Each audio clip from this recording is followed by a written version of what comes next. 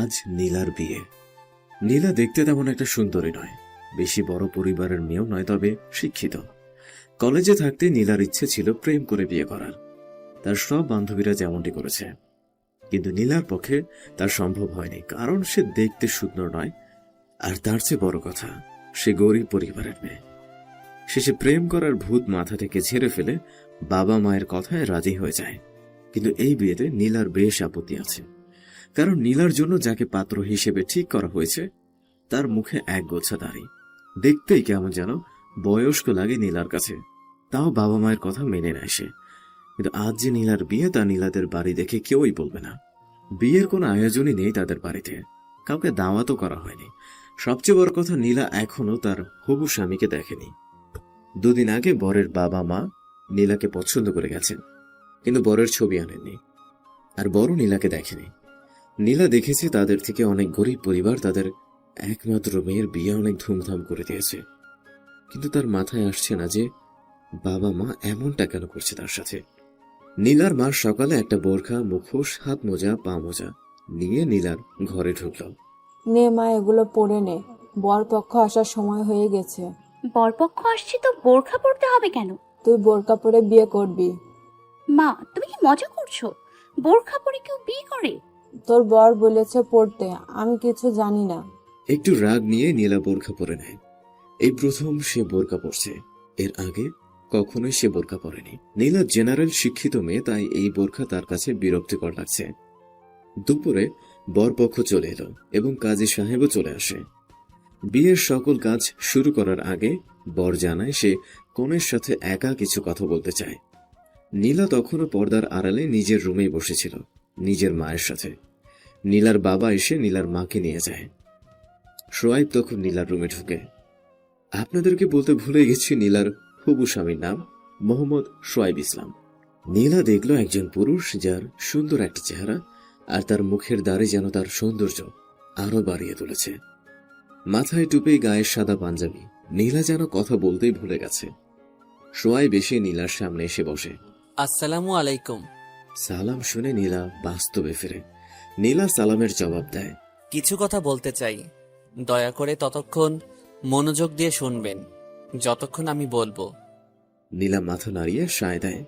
দেখুন, আমাদের এমন একটা সম্পর্কে আবদ্ধ করার ব্যবস্থা করা হয়েছে যা অনেক গুরুত্বপূর্ণ একটি সম্পর্ক।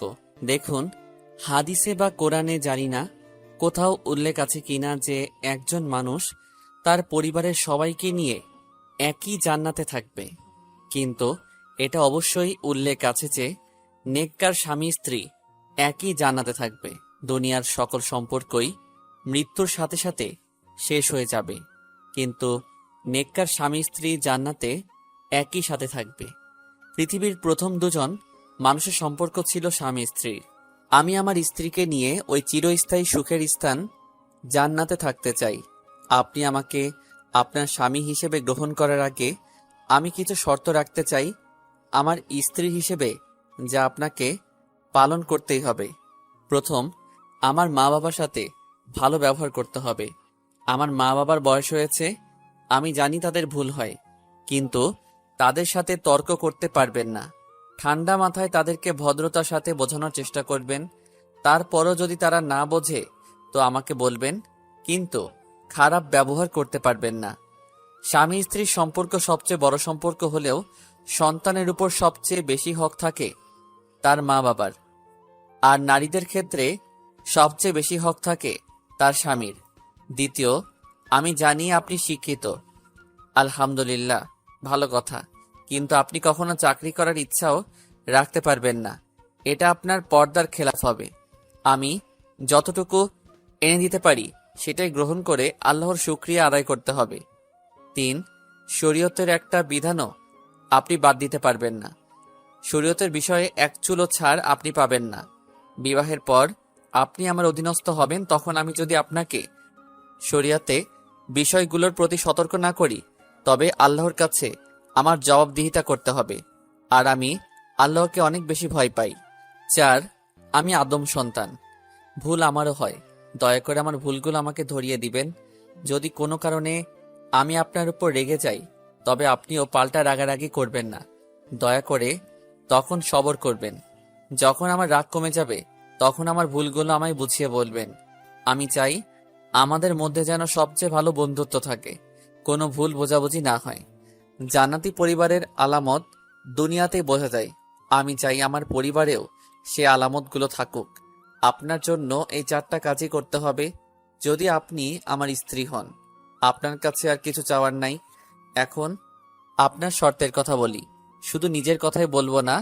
আপনি যদি এই 4টা শর্ত মানতে পারেন, যতদিন বেঁচে থাকব ইনশাল্লাহ আপনার সব শর্তই মেনে নেওয়ার চেষ্টা করব। এখন আপনি কিছুক্ষণ সময় নিয়ে চিন্তা করে দেখেন আপনি এই 4টা শর্ত মেনে নিতে পারবেন কিনা।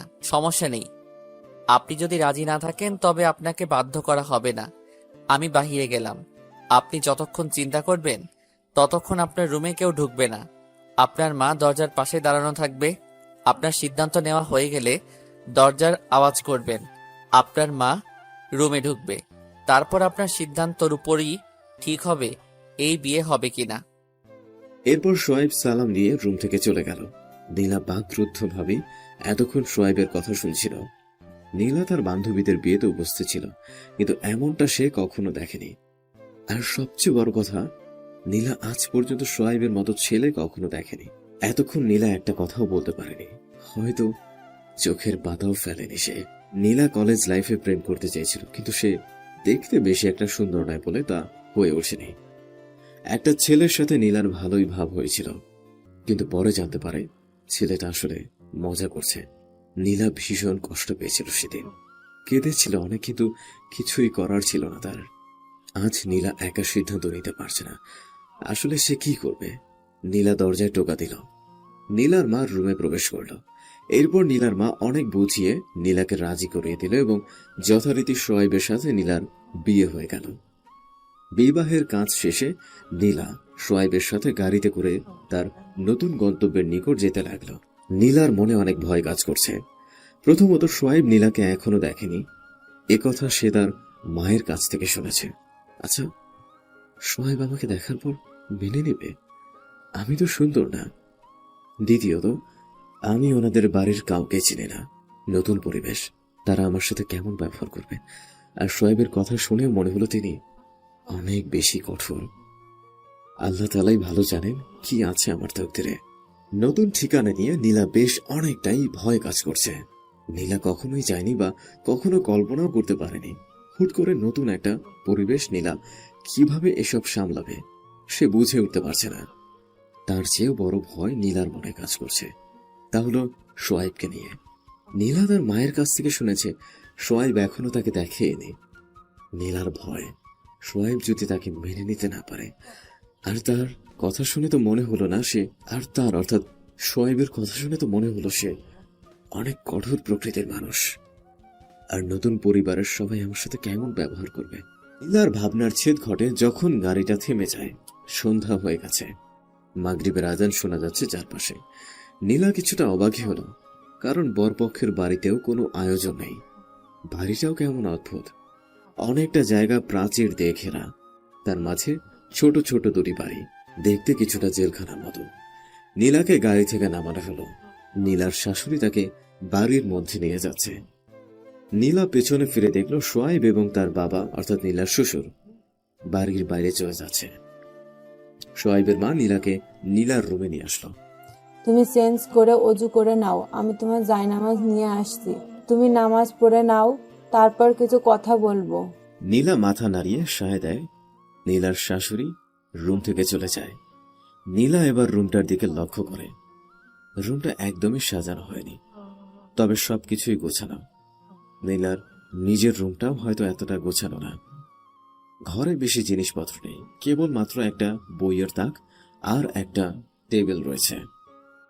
রুমের আরেকটি কোণে 2-3টা চেয়ার আর অপর পাশে একটা আলমারি। নীলা বেশি চিন্তা না করে ফ্রেশ হয়ে অজু করে নিল। রুমে এসে দেখে তার জন্য জায়নামাজ রাখা আছে প্রস্তুত। নীলার মনটা কেমন যেন শান্ত হয়ে গেল। ভেতরে ভেতরে কেমন যেন শান্তি বোধ করছে সে। নীলা আর দেরি না করে নামাজে দাঁড়িয়ে গেল। নামাজ শেষে নীলার চোখ থেকে নিজের অজান্তেই পানি পড়তে শুরু করলো। সে জানে না আজ কতদিন পর সে নামাজে দাঁড়িয়েছে। নীলা যখন অনেক ছোট ছিল তখন তার মনে পড়ে তখনই শেষ আর তার মায়ের সাথে নামাজ পড়েছিল, আর মাঝে মাঝে শবে কদরে নামাজ পড়তো সে। এসব কথা ভাবতে ভাবতেই নীলা শাশুড়ির রুমে প্রবেশ করে। সে দেখে নীলার নামাজ শেষ হতে, কিন্তু সে অর্থাৎ নীলা যায় নামাজে বসে কি যেন ভাবছে। তোমার কি নামাজ শেষ হয়েছে মা? হ্যাঁ, এই তো শেষ হয়েছে। তোমার সাথে কিছু কথা ছিল মা। হ্যাঁ, বলুন। নীলার শাশুড়ি নীলাকে খাটে নিয়ে বসালো। দেখো মা, আমাদের কোনো মেয়ে নেই, কিন্তু এটা নিয়ে আমাদের কোনো আফসোস নেই আল্লাহর কাছে। আমাদের ছেলে আমাদের কাছে সব। কিন্তু মা, এই বৃদ্ধ বয়সে এও আমাদের সময় দিতে পারে, কাজ করতে হয় ওকে। আমরা বুড়ো বুড়ি বাড়ি একাই বসে থাকি, খুব একা একা লাগে মা আমাদের। তুমি পারবে মা আমাদের বুড়ো বুড়িকে একটু সময় দিতে? পারবে মা আমাদের বৌমা না হয়ে আমাদের মেয়ের মতো হতে? কি বলছেন মা? এমন ভাবে বলছেন কেন? আপনি তো আমার মায়ের মতোই। মা, তোমাকে আরো একটা কথা বলবো। হ্যাঁ মা, বলুন। মা, আমার ছেলেকে আমি চিনি। আমার ছেলেটা অনেক ভালো, আল্লাহর রহমতে ওর এখনো পর্যন্ত কোনো বাজে অভ্যাসের কথা আমরা জানতে পারিনি। তবে ওর একটু রাগ বেশি। এই কেমন কথা? খারাপ অভ্যাস নেই, কিন্তু রাগ বেশি। জানি মা, তুমি ভাবছো যার রাগ বেশি সে আবার ভালো হয় কিভাবে। শোনো মা, যদি তুমি ইসলামের সকল বিষয়গুলো পরিপূর্ণভাবে আমল করার চেষ্টা করবে, ততক্ষণও তোমার উপর একটুও খারাপ ব্যবহার করবে না। তোমার কোথাও ভুল গেলে সুন্দর করিয়ে দেখিয়ে দিবে, কিন্তু কখনো রাগ করবে না। কিন্তু তুমি যদি নামাজ না পড়ো, ও তোমার উপর রেগে যাবে। আমার সাথে রাগ করে ও আমার সাথে 3 দিন কথা বলেনি এক সময়, কারণ আমি নামাজ কাজা করেছিলাম 2 ওয়াক্তের। নীলা চুপচাপ তার শাশুড়ির কথা শুনতে থাকে। ওকে খুশি রাখতে হলে আর কিছু নয়, দিনদার হতে হবে। এভাবেই আরো অনেক কথা নীলা আর তার শাশুড়ির। তাদের গল্প করতে করতে ঈশার আজান ভেসে আসে তাদের কানে। নীলাকে নামাজ পড়তে বলে নিজের রুমে চলে যায় তার নতুন মা। এতক্ষণ কথার মধ্যে নীলা ভালোভাবেই বুঝে গেছে এই মানুষটা কেমন আর এনার পরিবারটাই বা কেমন। নীলা নামাজের জন্য চলে গেল। রাত 8টা। নামাজের পর থেকে নীলা একাই রুমে বসে আছে, কেউ আসছে না তার কাছে। নীলার খুব মন চাইছে তার স্বামীকে দেখতে। কেমন যেন একটা টান অনুভব করছে নিজের মধ্যে শোয়াইবের জন্য। গাড়ি থেকে নামার সময় শেষ দেখেছিল তার স্বামীকে, আর এখন রাত 8টা। নীলা একা একা বোর হচ্ছিল, তাই সে বইয়ের তাকটির দিকে হাঁটা শুরু করল। নীলা যা আশা করেছিল তার একটা বইও এখানে নেই। এখানে কোরআনের কিছু তাফসির আর ইসলামিক সাহিত্যের বেশ অনেকগুলো বই রাখা আছে। নীলা রাহে আমল প্রথম খণ্ড বইটি নিয়ে পড়তে লাগলো। নীলা বইটি পড়ছে, তার বেশ ভালো লাগছে, কিন্তু এর কথাগুলো বুঝে উঠতে পারছে না প্রপারলি, কারণ নীলা ইসলামের সাথে ভালোভাবে পরিচিত নয়। তাই এই বইয়ের বিষয়গুলো সে ডিটেলসে ভালোভাবে গ্রহণ করতে পারছে না। বইটি থেকে কিছু নিতে পারলেন? আপনি কখন আসলেন? এই তো এখনই। নীলা অপলক ভাবে তাকিয়ে আছে। আচ্ছা, তো বইটি থেকে কিছু শিখতে পারলেন? মানে কিছু বুঝে উঠতে পারছি না। সোয়াইব বাবারা মুচকি হাসল। আসলে আপনি ইসলামের সাথে ভালোভাবে পরিচিত নন, তাই একটু সমস্যা হচ্ছে আপনার। নীলা চুপ করে রইল। আচ্ছা, কিছু প্রশ্ন করব? করুন। আপনি কি মুসলিম? নীলা অবাক হয়ে সোয়াইবের দিকে তাকিয়ে আছে। আরে বলুন, আমি আপনাকে বুঝিয়ে বলছি আসলে ইসলাম কি। হ্যাঁ। আল্লাহর রাসূল সাল্লাল্লাহু আলাইহি ওয়াসাল্লাম বলেন, যে ব্যক্তি ইচ্ছাকৃতভাবে এক ওয়াক্ত নামাজ ছেড়ে দিল সে কাফির হয়ে গেল। এই হাদিসটা যে সহি এই কথা প্রত্যেকটা আলেমই জানেন। তাহলে এখন বলো, তুমি কি মুসলিম? আমি জানি এতে তোমার কোনো দোষ নেই, তুমি সঠিক পথের সন্ধান পাওনি। বাংলাদেশের প্রায় 90% মানুষই মুসলমান, কিন্তু যদি এই হাদিসটা দিয়ে বিচার করো তাহলে কতজন মুসলিম আছে এই দেশে? হয়তো 5%ও না। আসলে মানুষ অন্ধকারেই ডুবে আছে।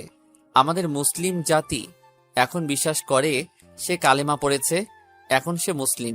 কিন্তু না, কালেমা কোনো মন্ত্র নয় যে এটা পড়লেই মানুষ মুসলমান হয়ে যায়। কালেমা হচ্ছে ইসলামের শপথ বাক্য। কালেমা পড়লেই সে মুসলিম নয়, কালেমার হক আদায়কারী হলো মুসলিম বা মুসলমান। মুসলমান শব্দের অর্থ হলো আত্মসমর্পণকারী। একমাত্র আল্লাহ তাআলার কাছে আত্মসমর্পণ করতে হবে, আমাদের রসুল সাল্লাল্লাহু আলাইহি সাল্লামের দেখানো পন্থা অনুযায়ী এটাই হচ্ছে কালেমার হক। যে এই হক আদায় করে একমাত্র সেই ব্যক্তি হলো মুসলমান। এবার আসি সেই হাদিসটার ব্যাখ্যায়। আচ্ছা, নামাজ তো আল্লাহ তাআলার হুকুম, এতে কোনো সন্দেহ আছে? না। তাহলে যে ব্যক্তি জেনে শুলো আল্লাহ তাআলার কোনো হুকুম ত্যাগ করে, সে তো কাফিরই হতে পারে, তাই না? আসলে সবাই নামে মাত্র মুসলিম। সবাই নয়, কিছু ইমানদার মানুষও আছে এখনো, আর অধিকাংশই এখনো ভুল ধারণা নিয়েই পড়ে আছে। কেই এই ধারণা নিয়ে পড়ে আছে যে সে যতই গুনাহ করুক না কেন আল্লাহ তাদের ক্ষমা করে দিবেন। কেউ ধারণা করছে নবী তার উম্মতদের না নিয়ে জান্নাতে প্রবেশ করবেন না, আর কেউ ধারণা করছে মুসলিম হতে পারলেই জান্নাতি। কথাগুলো কি মিথ্যে? না, এখানে একটি কথাও মিথ্যা নয়। আল্লাহ তাআলা তাইলে আকাশ পরিমাণ গুনাহও ক্ষমা করে দিতে পারেন। তার দয়ার কাছে এগুলো কিছুই নয়, কিন্তু মানুষ তার দয়া পাওয়ার উপায় খোঁজে না। এই কথাও সত্যি যে আমাদের নবী তার উম্মতদের সাথে করে না নিয়ে জান্নাতে প্রবেশ করবেন না, কিন্তু মানুষ তার উম্মত হওয়ার নামে বিভিন্ন বেদায়াতের সাথে সম্পর্ক রাখে। আর এই কথাও সত্যি যে যার মনে বিন্দু পরিমাণ ঈমান থাকবে সেও একদিন জান্নাতে প্রবেশ করবে, কিন্তু মানুষ বোঝেই না ঈমান কি। আল্লাহকে মনে মনে বিশ্বাস করি, শুধু এটুকুই নামই ঈমান নয়। 3টি চিহ্ন আছে ঈমানের। 1. অন্তরে বিশ্বাস রাখা। 2. মুখে স্বীকার করা। 3. আমলের মাধ্যমে করে দেখানো। আমল অর্থ কাজ। এই 3টি বিষয় যার মধ্যে থাকে সে ঈমানদার। যদি এমন ঈমানদার কেউ হয় তবে সে যতই পাপ করুক একদিন আল্লাহ তাআলা ঠিকই তাকে জান্নাত দান করবেন। তাহলে তো ইসলাম অনেক কঠিন। সোয়াইব মুচকে হাসতে থাকে নীলার কথা শুনে। আপনি হাসছেন কেন? তুমি প্রথম শুনছো এসব, তাই খুব কঠিন মনে হচ্ছে। তোমাকে আরো বুঝিয়ে বলবো, সমস্যা নাই। একমাত্র ইসলামই হলো পূর্ণাঙ্গ জীবন ব্যবস্থা। অনেক রাত হয়েছে, চলো খাবার খেয়ে আসি, তারপর না হয় বাকি বিষয়গুলো বুঝিয়ে বলবো। ইসলামের বিধান তো তাহলে অনেক কঠিন। আপনি হাসছেন কেন? তোমার কথা শুনে। শোনো, ইসলাম একদমই কঠিন নয়। এটাই হলো একমাত্র পূর্ণাঙ্গ জীবন ব্যবস্থা। এখানে জীবনের প্রত্যেকটা জিনিসেরই নির্দেশনা রয়েছে। তুমি যখন এগুলোর সাথে পরিচিত হবে তখন আর কঠিন মনে হবে না। কোনগুলোর সাথে পরিচিত হব? নামাজ, রোজা, জাকাত, হজ, এসবের বাইরেও কি ইসলাম আছে? আছে। মানুষের জীবনের সব জায়গায় ইসলামের বিধান আছে। মানুষের জন্ম থেকে শুরু করে মৃত্যুর পর পর্যন্ত সকল বিষয়ে ইসলামের বিধান রয়েছে। অনেক রাত হয়েছে, চলো আগে কিছু খেয়ে নেই, তারপর না হয় আরো কিছু বলবো। চলুন। রাত প্রায় 10টা। সোয়াইবের বাবা মা খাবার খেয়ে ঘুমিয়ে পড়েছে। শীতের কারণে খাবারগুলো ঠান্ডা হয়ে গেছে। নীলাকে খাবার ঘরে বসিয়ে রেখে সোয়াইব খাবারগুলো গরম করতে গেছে। নীলারও একা একা বসে থাকতে ভালো লাগছিল না, তাই সেও রান্নাঘরে চলে গেল। আপনি রান্না করতে পারেন? পারি তো। আমার রান্না খুব ভালো হয়, আমার মা বলেছে। কি কি রান্না করতে পারি? খুব ভালো ডিম ভাজতে পারি। সোয়াইবের কথা শুনে নীলা হাসতে শুরু করে, যেন হাসতে হাসতে গড়াগড়ি খাবে সে। সোয়াইব এক দৃষ্টিতে নীলার দিকে তাকিয়ে আছে। নীলা খেয়াল করলো সোয়াইব তার দিকে এক দৃষ্টিতে তাকিয়ে আছে। সে কিছুটা লজ্জা পেল আর হাসি থামিয়ে, এভাবে তাকিয়ে আছেন কেন? না মানে এই প্রথম আপনার মুখে কথা জড়াতে দেখলাম। আরে বলুন, সমস্যা নেই। তোমাকে দেখতে খুব ভালো লাগছিল যখন তুমি হাসছিলে। নীলার গাল দুটি লজ্জায় লাল হয়ে গেল আর চোখ দুটো পানিতে ভিজে গেল। গাড়িতে থাকতেও নীলার চিন্তা ছিল তার স্বামী তাকে দেখার পর কেমন ব্যবহার করবে। আজ খুব আনন্দ লাগছে নিজের মধ্যে। আমার দিকে আর কতক্ষণ তাকিয়ে থাকবেন? সরুন, তরকারি পড়ে যাচ্ছে। নীলা সোয়াইবকে সরিয়ে দিয়ে নিজেই দাঁড়ালো চুলার সামনে। তার পাশেই তার স্বামী দাঁড়িয়ে আছে।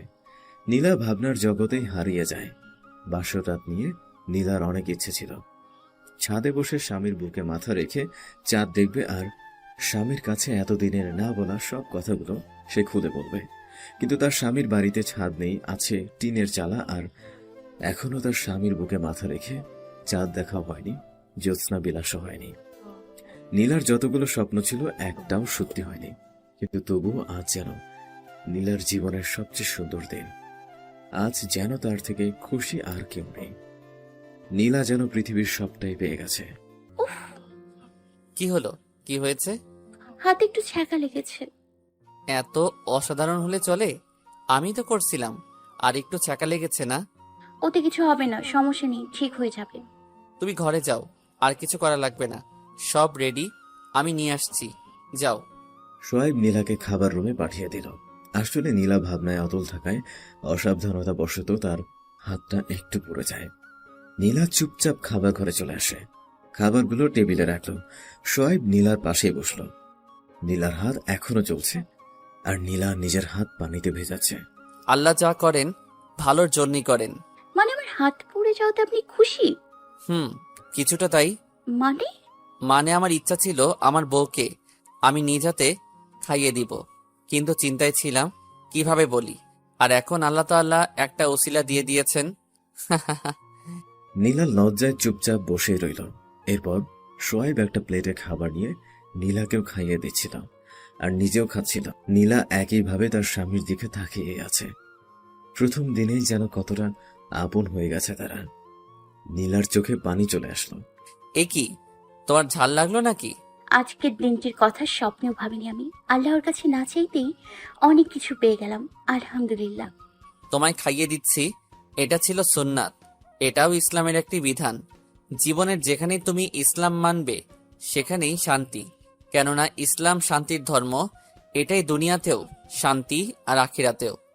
নীলা নিজের চোখের পানি মুছে নিয়ে খাবার খেতে লাগলো। খাওয়া শেষে একটু বাহিরে ঘুরতে যাবা? এত রাতে? আরে চলো। নীলা একটা চাদর নিয়ে নীলার স্বামীর পেছনে হাঁটতে লাগলো। নতুন বাড়ির কিছুই চেনে না সে। বাড়ির বাইরে চাঁদের জ্যোৎস্নায় চারপাশ খুব সুন্দর দেখাচ্ছে। নীলা দেখল বাড়ির এরিয়াটা অনেক বড় এবং চারপাশে ঘিরে রাখা। একপাশে বিভিন্ন ধরনের গাছ, আর তার পাশেই ছোট্ট একটা ফুলের বাগান। অন্য পাশে একটা পুকুর। নীলাকে নিয়ে তার স্বামী একটা দোলনায় বসলো, যে ফুল বাগানটির পাশেই ছিল। নীলা চারপাশের দৃশ্য উপভোগ করতে লাগলো চাঁদের আলোয়। আচ্ছা, একটা প্রশ্ন করব, কিছু মনে করবেন না তো? বলো। আপনাদের বাড়ির জায়গাটা বেশ অনেকটাই, কিন্তু বাড়িটা বড় করলেন না কেন? নীলার কথা শুনে শোয়েব মুচকি এসে বলল, এই কথা? আচ্ছা শোনো, তোমার কি কোনো ফুপু বাড়ি আছে? আছে। মনে করো তুমি তোমার ফুপু বাড়ি বেড়াতে আসছো। এখানে তুমি মাত্র 2 দিন থাকবা। তো এখানে থাকার জন্য তো তুমি 5 তলা বাড়ি বানাবে, তাই না? আজব, আমি ওখানে গিয়ে বাড়ি বানাবো কেন? ওখানে থাকা নিয়ে তোমার ফুফাতো ভাই বোনের সাথে ঝগড়া করবা, আর বেশি সমস্যা করলে খুনও করবা, তাই না? আপনি কি বলছেন এগুলো? আমি এসব কেন করব? কেন? যখন মানুষের কিছু থাকে না তখন তো সে এগুলাই করে। আর তোমার ফুপু বাড়িতে তো তোমার নিজের কিছুই নেই, তুমি কেন করবে না? আমি আর সেখানে থাকতে পারবো না। আমি কিছুদিন থাকবো, তারপর আবার চলে আসব। তাই ওখানে এগুলোর কোনো দরকার নেই। নীলা, তুমি বললে যদি কোথাও মেহমান হয়ে যায়, তো সেখানে তোমার কোনো বাড়ি বানানো লাগে না, কোনো সম্পদ বাড়ানো লাগে না, কোনো কিছু নিয়ে কারোর সাথে ঝগড়া করা লাগে না। কারণ আমরা সেখানে কিছুদিন থাকি, তারপর আবার আমাদের আসল ঠিকানায় ফিরে আসি। সেখানে আমাদের মূল উদ্দেশ্য থাকে সময় কাটানোর, আনন্দ করার।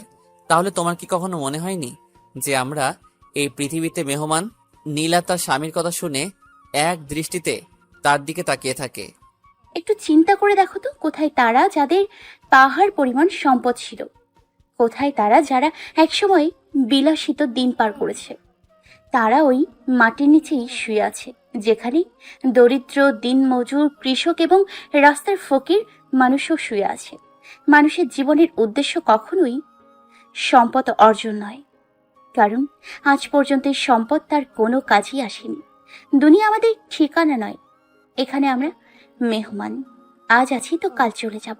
তাহলে বলো, কেন আমি সম্পত্তি নিয়ে দৌড়োদৌড়ি, মারামারি, খুন ইত্যাদি কেন করব?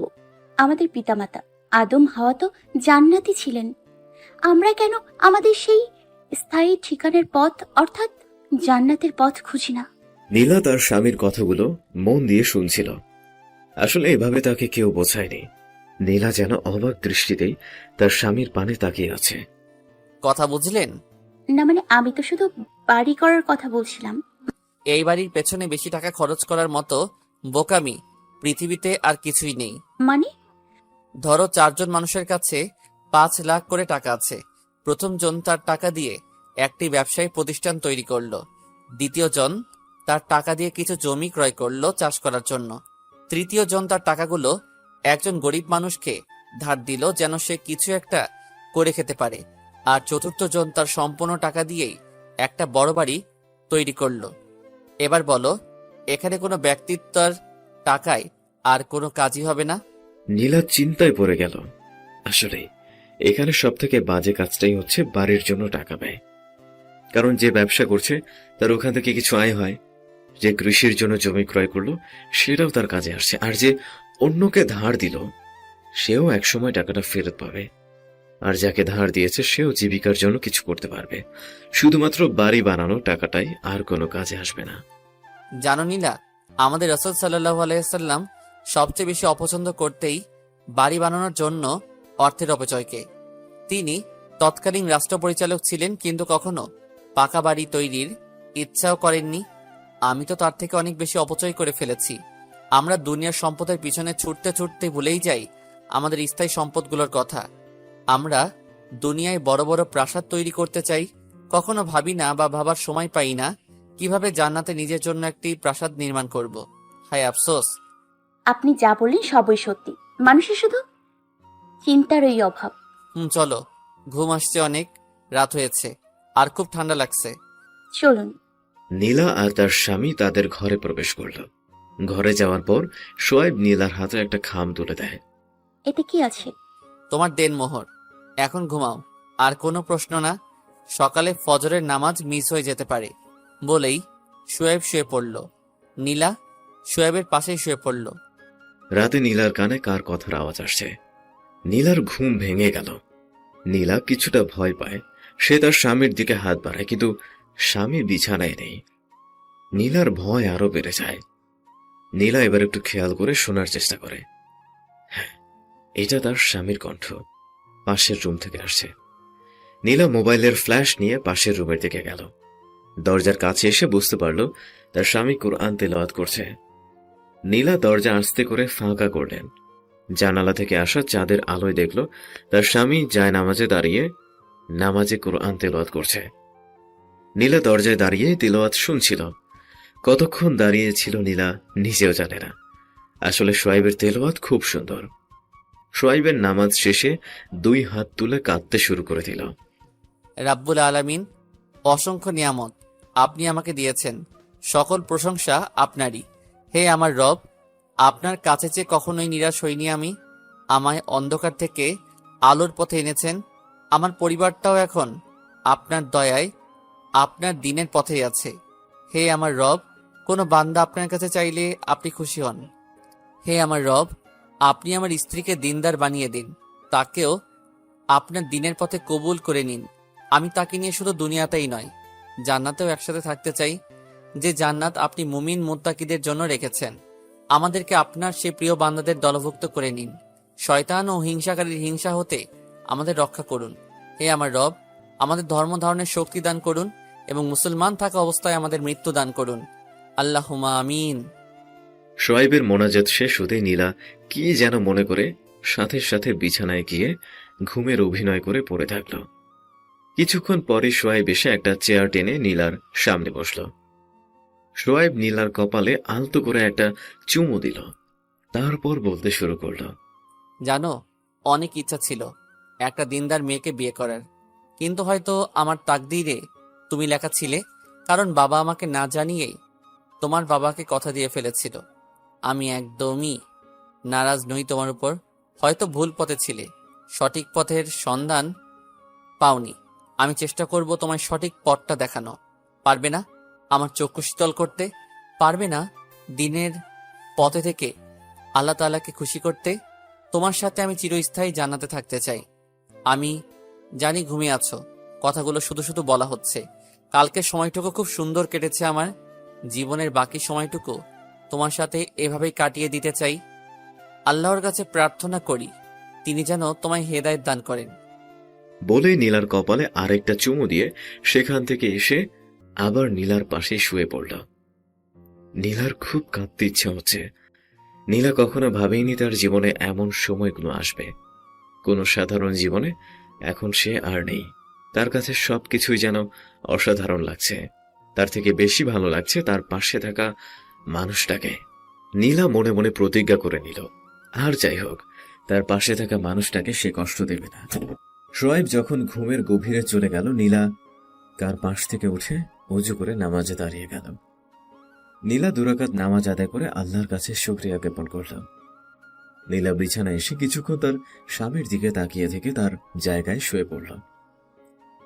ফজরের আজান হয়ে গেল। নীলার ঘুম ভেঙে গেল। শীতের মধ্যে তার বিছানা ছেড়ে উঠতে মন চাচ্ছে না, তবুও মনের উপর জোর খাটিয়ে উঠে পড়ল। নীলা এবার তার স্বামীকে ডাক দিল। সোয়াইব বেশ খুশি হল। তার এমনটা ইচ্ছা ছিল যে তার স্ত্রী তাকে নামাজের জন্য তাড়া দিবে। এরপর নীলা ফ্রেশ হতে চলে গেল, আর সোয়াইব এই ফাঁকে তার মা বাবাকেও জাগিয়ে তুলল।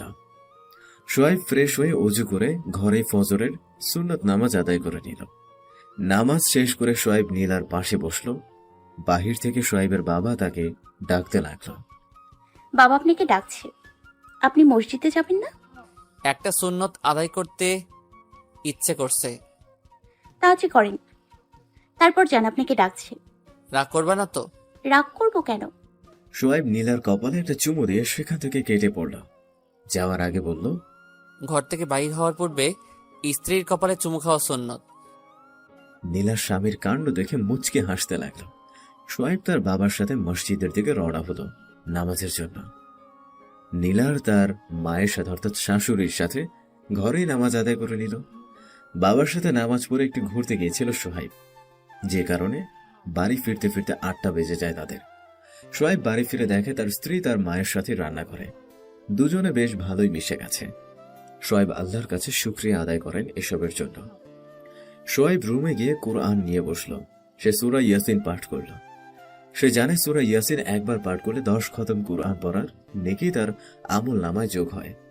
তাই সে এই অফারটা প্রতিদিনই নিয়ে নেয়। সূরা ইয়াসিন পড়ার পর সে অন্যান্য কিছু সূরা পাঠ করে, কারণ কোরআন তেলাওয়াত হলো সর্বোত্তম নফল ইবাদত। আর তাছাড়াও কোরআনের প্রতিটি অক্ষর পাঠ করলেই 10টি করে নেকি তার আমল নামায় যোগ হয়ে যায়।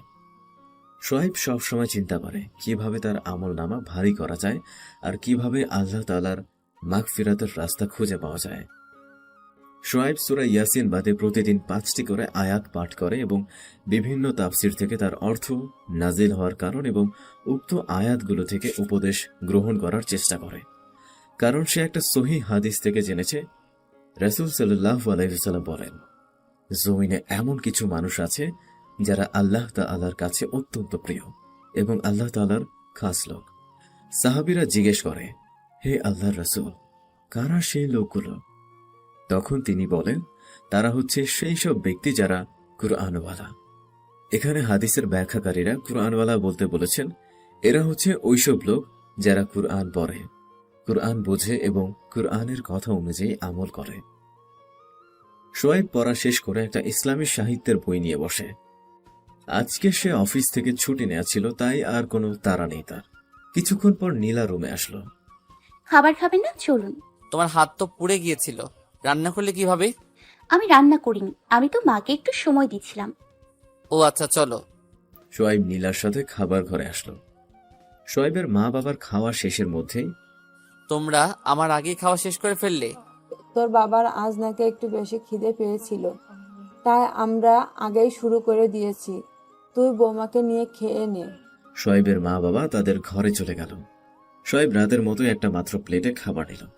নীলার পাশে বসে নিজ হাতে তার স্ত্রীর মুখে খাবার তুলে দিতে লাগলো। দিনের আলোয় নীলার বেশ লজ্জায় লাগছিল, কিন্তু কিছুই করার নেই, তার হাতে ফোসকা পড়ে গেছে। তারা দুজন খাওয়া শেষ করে নিজেদের রুমে গেল বিশ্রাম করার জন্য। দুজনে গিয়ে বিছানায় হেলান দিল। আচ্ছা, আপনাকে একটু প্রশ্ন করব। করো।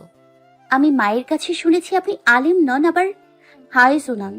আপনি জেনারেল শিক্ষিত, তাহলে আপনি দিনের পথে আসলেন কিভাবে? মানে আপনার এই পরিবর্তনটা আসলো কিভাবে?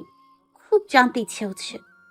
সোয়াইব মুচকে হেসে বলতে শুরু করে, হ্যাঁ, মা ঠিকই বলেছে। আমি আলেম নই, কোনো হাফেজও নই। স্কুল থেকে কলেজ, কলেজ থেকে ভার্সিটি, এগুলোই ছিল আমার শিক্ষা প্রতিষ্ঠান। আল্লাহ তাআলার খাস রহমতই আমায় আজ দিনের পথে এনেছে। না হলে কেউ ভাবতেই পারিনি যে আমার মধ্যে এমন চেঞ্জ আসবে। আমি তখন ইন্টারের স্টুডেন্ট, স্কুলের সবচেয়ে ভালো ছাত্র ছিলাম, শুধু পড়ায় না, ব্যবহারেও। তবে ইসলাম সম্পর্কে জানতাম না বললেই হয়। নামে মাত্র মুসলমান ছিলাম। স্কুল লাইফ শেষ করে কলেজ, ইন্টারে অর্ধবার্ষিক পর্যন্ত খুব মজাই করলাম। এবার আর আমি ভালো ছিলাম না। কলেজের সবচেয়ে দুষ্টদের তালিকায় স্থান করে নিয়েছিলাম।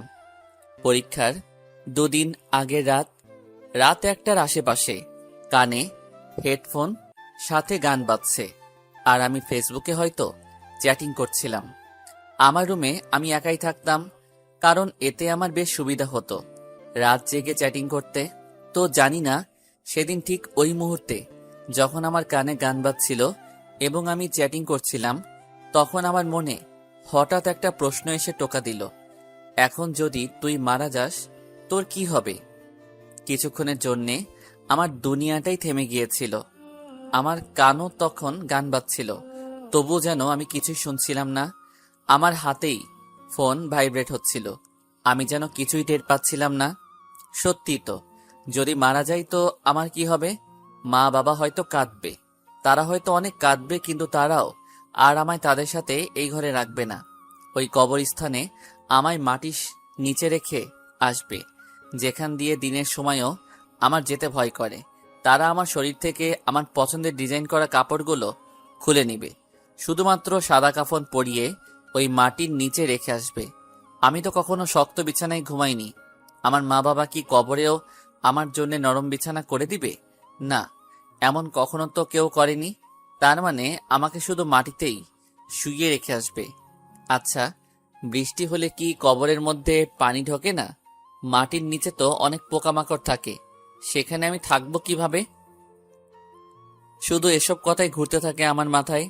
এমন সময় মনে পড়ে আমি হয়তো কোনো বক্তার ওয়াজে শুনেছিলাম, নবী করিম সাল্লাল্লাহু আলাইহি ওয়াসাল্লাম বলেন, যারা রাতের বেলায় গান বাজনা শুনে ঘুমায় তারা মারা গেলে তাদের জানাজা দিও না।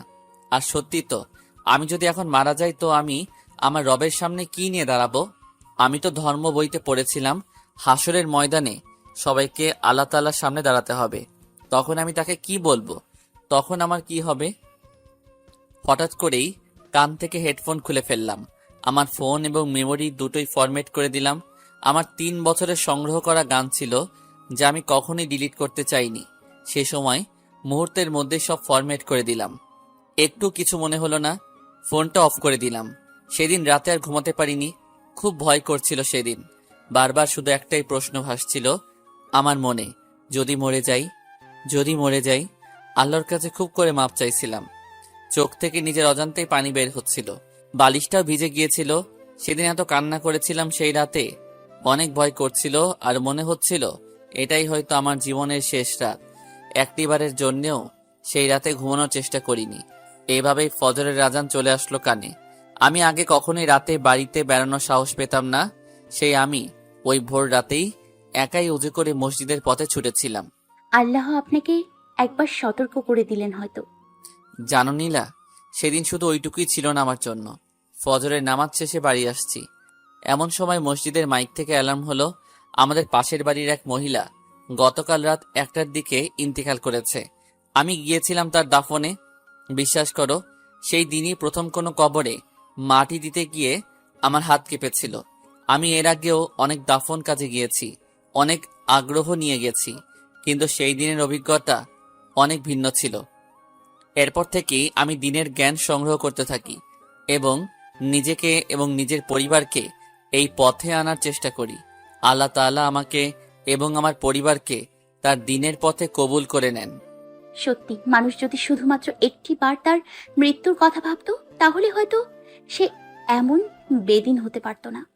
আমাদের রাসূল সাল্লাল্লাহু আলাইহি ওয়াসাল্লাম বলেছেন, বেশি বেশি ইস্তেগফার করো, আর দিনে একটিবারের জন্য হলেও কবর জিয়ারত করো। সত্যি, মানুষ যদি 5টি মিনিট কোনো কবরের পাশে গিয়ে দাঁড়িয়ে চিন্তা করত যে তার পরিণতিও একদিন এমনটাই হবে, তবে সে হয়তো আর ভুল পথে চলতো না। আসলে নীলা জানো, সাধারণ মানুষদের বেশি দোষ দেওয়া যায় না। আমাদের সমাজের কিছু ভণ্ড পীর তাদের এমন পথভ্রষ্ট বানিয়ে রেখেছে। তাহলে কি মানুষ পীরদের কাছে যাবে না? না, পীর খারাপ না। পীর হচ্ছেন শিক্ষক বা অভিভাবক। ইসলাম জানতে হলে, ইসলামের বিধিবিধান জানতে হলে তোমাকে একমাত্র কোরআনের কাছে আসতে হবে, পীরদের কাছ থেকে নয়। আমি বলছি না যে পীর দরকার নেই, অবশ্যই কিছু জ্ঞানী মানুষের দরকার আছে। যেমন কোরআনে বলা হয়েছে নামাজের কথা, কিন্তু এটা নেই যে কিভাবে নামাজ আদায় করতে হবে। নামাজ আদায়ের প্রক্রিয়া জানতে হলে তোমাকে কোনো ভালো আলেমের কাছে যেতে হবে, আর তুমি যার কাছ থেকে এগুলো শিখবে সেই হচ্ছে তোমার পীর, অর্থাৎ অভিভাবক। কিন্তু সমাজে কিছু অসাধু লোক, অর্থাৎ কিছু অসাধু ধার্মিক লোক নিজেদের সম্পদ তৈরির জন্য পীরের খেতাব নিয়ে মুসলমানদের ভিতরে ফিতনা ছড়িয়ে বেড়ায়। আমি আপনার কাছ থেকে অনেক কিছু শিখলাম, তো এখন আপনি আমার পীর। নীলা, তোমায় আমি প্রথম শর্ত দিয়েছিলাম আমার মা বাবার খেদমত করা। মাশাআল্লাহ, আজ তোমাকে মায়ের সাথে রান্নাঘরে সময় দিতে দেখে খুব ভালো লাগলো। তোমার দ্বিতীয় যে শর্তটা দিয়েছিলাম তা হলো এই যে তুমি কখনো চাকরি করার ইচ্ছা করতে পারবে না, অন্তত আমি যতদিন আল্লাহর রহমতে সুস্থ আছি, কারণ এতে তোমার পর্দার সমস্যা হতে পারে। মানে একটা কথা বলবো, দয়া করে রাগ করবেন না, আমি শুধুই জানার জন্য বলবো। বলো। মানে এই নিয়মের ফলে কি নারীদের ঘরে বন্ধ করে রাখা হবে না? মানে এতে কি নারীদের ছোট করে দেখা হচ্ছে না? নীলার এই প্রশ্নে সোয়াইব মুচকি হেসে বলতে শুরু করে। শোনো নীলা, একটা গল্প বলি, মনোযোগ দিয়ে শোনো। একটা ছেলে ছিল খুবই অলস, কখনোই কোনো কাজ করতে চাইতো না। তো ছেলেটার বাবা মা চিন্তা করলো ছেলেটার বিয়ে দিয়ে দেই, তাহলে হয়তো ছেলেটা নিজের সংসারের জন্য হলেও কিছু করতে শিখবে। তো তারা ছেলেটাকে বিয়ে দিয়ে দিল। বিয়ের বছরখানিক পর তাদের একটি সন্তানও হলো, কিন্তু ছেলেটার এখনো সেই একই হাল। ছেলেটার বাবা মা এবার চিন্তা করলো যে তারা তাদের টাকা পয়সা সবকিছু নিয়ে কিছুদিনের জন্যে এখান থেকে চলে যাবে। তারা তাই করলো। তখন সেই অলস ছেলেটা পড়ে গেল বিপদে। খাবারের জন্যে তো তাকে কাজ করতেই হবে। তো এইবার কষ্ট করে হলেও সে কাজ করতে আরম্ভ করে দিল। কিন্তু এত কষ্ট করতে তার আর ভালো লাগছে না। তার মনে মনে একটা বুদ্ধি বের করলো। সে প্রতিদিন কাজ থেকে ফিরে বউয়ের সাথে গল্প করে, জানিস বউ, আজকে কাজ শেষ করে অন্যদের সাথে বেশ ভালোই গল্প করলাম। পরদিন এসে, জানিস বউ, কাজে যেতে এখন আলাদা একটা মজা লাগে। আরেকদিন, জানিস বউ, বাহিরের দুনিয়াটা দারুণ মজার, তুই তো সারাদিন ঘরেই বসে থাকিস, এসবের তুই কিছুই জানি না। ছেলেটার বউয়ের মনে আগ্রহ তৈরি হয় বাহিরের সমাজ সম্পর্কে জানার। তখন তার মনে বলে, বাহিরের সমাজটা অনেক মজার, তুই তো সারাদিন ঘরেই বসে থাকিস, তুই কিছুই জানিস না। এভাবেই নারীদের রাস্তায় নামিয়েছে কিছু অলস মানুষ।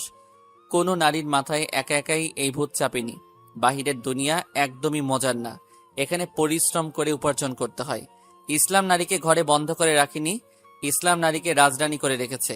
ইসলাম নারীকে সংসার চালানোর জন্য জমি চাষ করতে বলেনি, এই দায়িত্ব পুরুষদের দিয়েছে। ইসলাম বলে স্ত্রীর কাছে যদি অনেক পরিমাণে সম্পদ থাকে আর স্বামী যদি ফকির হয়, তবুও স্ত্রী তাদের সংসারের বোঝা টানতে বাধ্য নয়, এই বোঝা ওই স্বামীকেই টানতে হবে। আমি বলছি না যে মেয়েরা সংসারের জন্য খরচ করতে পারবে না, আমি বলছি যে কোনো নারী তার সংসারের জন্য খরচ করতে বাধ্য নয়, তবে সে চাইলে করতে পারে। ইসলাম তোমাদের স্বাধীনতা দিয়েছে, ঘরে বন্ধ করে রাখেনি। এই ধারণাগুলো সমাজের ওইসব কাপুরুষের দেওয়া যারা নিজের স্ত্রীর পরিশ্রমে লালিত হতে চায়।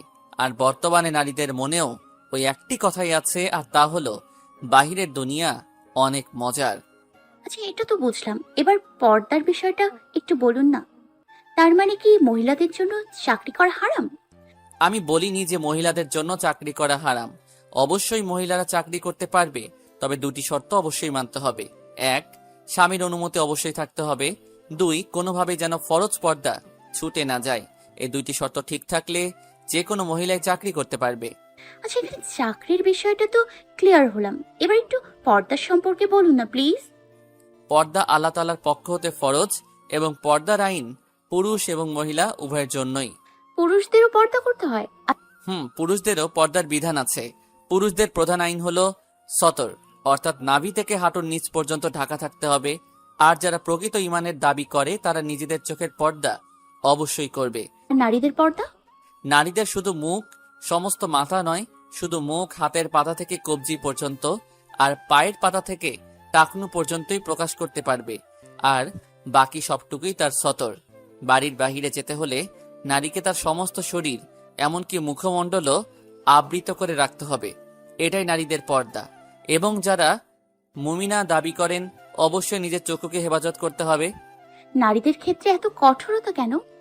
সোয়াইব মুচকে হেসে বলে, শোনো, এটাও তোমায় বলছি, পুরুষরা বিভিন্ন ক্ষেত্রে পরিশ্রম করে, আর তাদের শরীরে প্রকাশ্যমান শুধুমাত্র এমন অংশটুকুই তারা প্রকাশ করে। আর একটা কথা জানো নীলা, এই পর্দায় নারীদের সম্মান বৃদ্ধি করেছে। সেটা কিভাবে? তোমার মায়ের সবচেয়ে দামি গলার হারটা এবং তোমাদের টাকাগুলো কোথায় রেখেছে? কেন? বলো, তারপর বলছি। লকারি।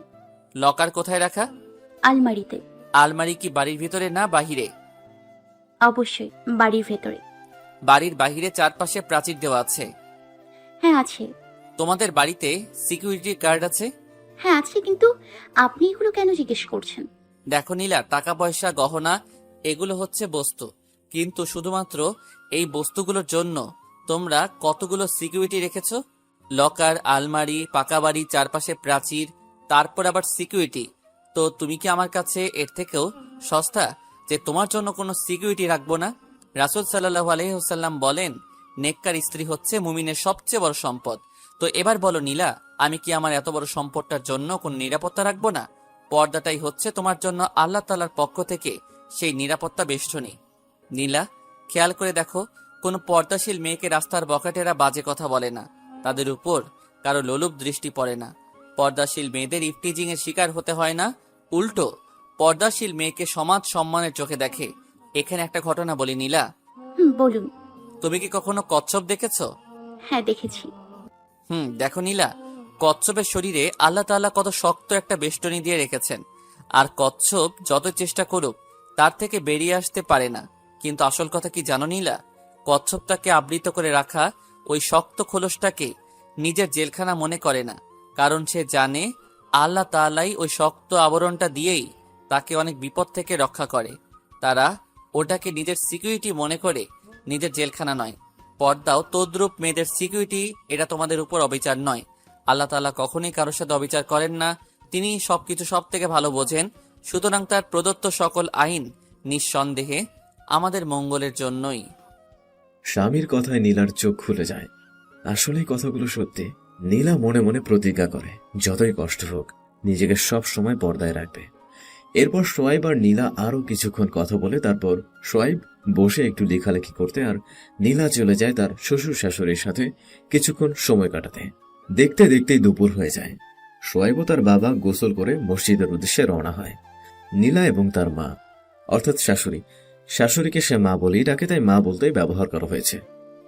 তো যাই হোক, নীলা এবং তার মা বাড়িতে নামাজ আদায় করে নেয়। নামাজ আদায়ের শেষ নীলা এবং তার মা বসে থাকে। সোয়াইব এবং তার বাবা মসজিদ থেকে ফিরলে তারা টেবিলে খাবার নিয়ে আসে। সো এখানে আরেকটা কথা আপনাদের জানা উচিত যে খাবার সাজিয়ে আরেকজনের জন্য অপেক্ষা করা ঠিক নয়।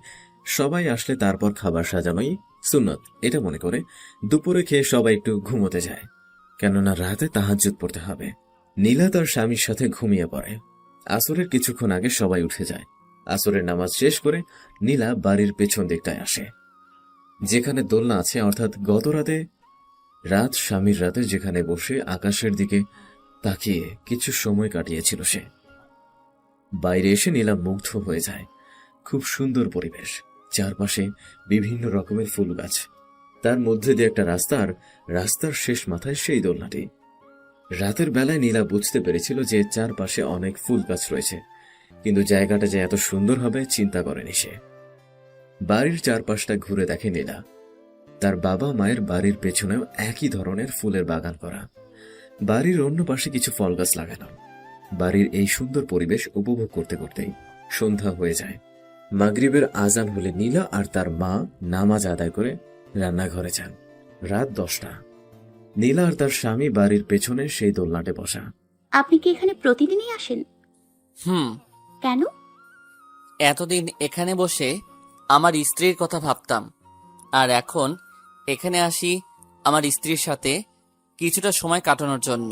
নীলা খেয়াল করলো তার স্বামীর গায়ে কোনো চাদর নেই, আর সে শীতে কাঁপছে। আপনি চাদরের ভেতরে আসেন। বলেই নীলা তার চাদরের একটা পাশ তার স্বামীর শরীরে জড়িয়ে নেয়। চাদরটি ছোট হওয়ায় সোয়াইব নীলার দিকে এগিয়ে বসে। নীলা আজ তার একটা ইচ্ছাকে আর চেপে রাখতে পারল না। নীলা সোয়াইবের বুকের উপর নিজের মাথা রেখে তার উপর নিজের ভর ছেড়ে দিয়ে বসল। শোয়েব এক হাত দিয়ে স্ত্রীকে নিজের মাঝে আঁকড়ে নিল। নীলার অনেক ভালো লাগছে। এখন সে শোয়েবকে খুব ভালোবাসতে শুরু করেছে। তার উপর পূর্ণ আস্থা রাখে নীলা। তাকে অনেক বিশ্বাস করে সে, আর নীলা তার স্বামীকে প্রচন্ড সম্মান করে। নীলার ইচ্ছা এই বুকটাতে সে তার দুনিয়ার জীবনটা পার করে দিবে। নীলা হঠাৎ খেয়াল করলে তার মুখের উপর ফোঁটা ফোঁটা পানি পড়ছে।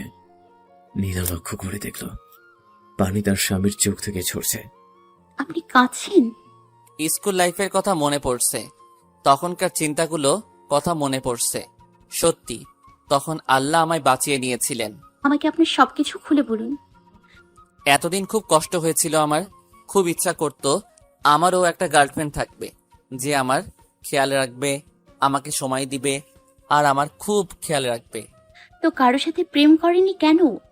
আপনি দেখতে অনেক সুন্দর। আর তাছাড়া প্রেম ভালোবাসা তো পবিত্র, শুধু শারীরিক সম্পর্কে না জড়ালেই হলো।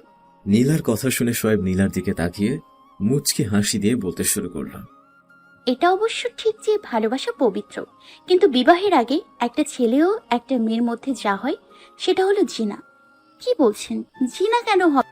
তারা যদি কোনো পাপ না করে? বৈবাহিক সম্পর্ক ছাড়া তারা একে অপরের কাছে গিয়েছে, এটাই তাদের পাপ। রাসূল সাল্লাল্লাহু আলাইহি ওয়াসাল্লাম বলেন, কোনো বেগানা নারী অথবা পুরুষের দিকে তাকানো চোখের জিনা, তার সাথে অপ্রয়োজনীয় কথা বলা মুখের জিনা, জিনা সম্পর্কিত কথা শোনা কানের জিনা, বৈবাহিক সম্পর্ক ছাড়া একে অপরকে স্পর্শ করা হাতের জিনা, জিনার উদ্দেশ্যে হেঁটে যাওয়া পায়ের জিনা, জিনার কথা চিন্তা করা বা আকাঙ্ক্ষা করা মনের জিনা। অতঃপর লজ্জাস্থান একে পূর্ণতা দেয় অথবা অসম্পূর্ণ রেখে দেয়। বুখারী, মুসলিম, সুনানে আবু দাউদ, সুনানে আন নাসাই। আল্লাহ তাআলা জিনা নিষিদ্ধ করেছেন। তিনি বলেন, তোমরা জিনার ধারের কাছেও যেও না, কেননা তা অত্যন্ত নির্লজ্জ এবং খারাপ কাজ। বনি ইসরাইল, আয়াত 32। জিনার শাস্তি কি হবে জানো নীলা? রাসূল সাল্লাল্লাহু আলাইহি সাল্লাম বলেন, আমি স্বপ্নে একটি চূড়া দেখতে পেলাম, যার উপরের অংশ চাপা এবং ভিতরের অংশ প্রশস্ত, যাহার ভেতরে আগুন উত্তপ্ত হচ্ছিল এবং কিছু নারী ও পুরুষ তার মধ্যে চিৎকার করছে। আগুন যখন উপরে উঠে আসছিল তখন তারাও উপরে উঠে আসছিল, আর আগুন যখন স্তিমিত হয় তখন তারা আবারও নিচে চলে যায়। সেখানে সর্বদাই তাদের সাথে এরূপ হচ্ছিল। আমি জিব্রাইল আলাইহিসসালামকে জিজ্ঞেস করেছিলাম, এরা কারা?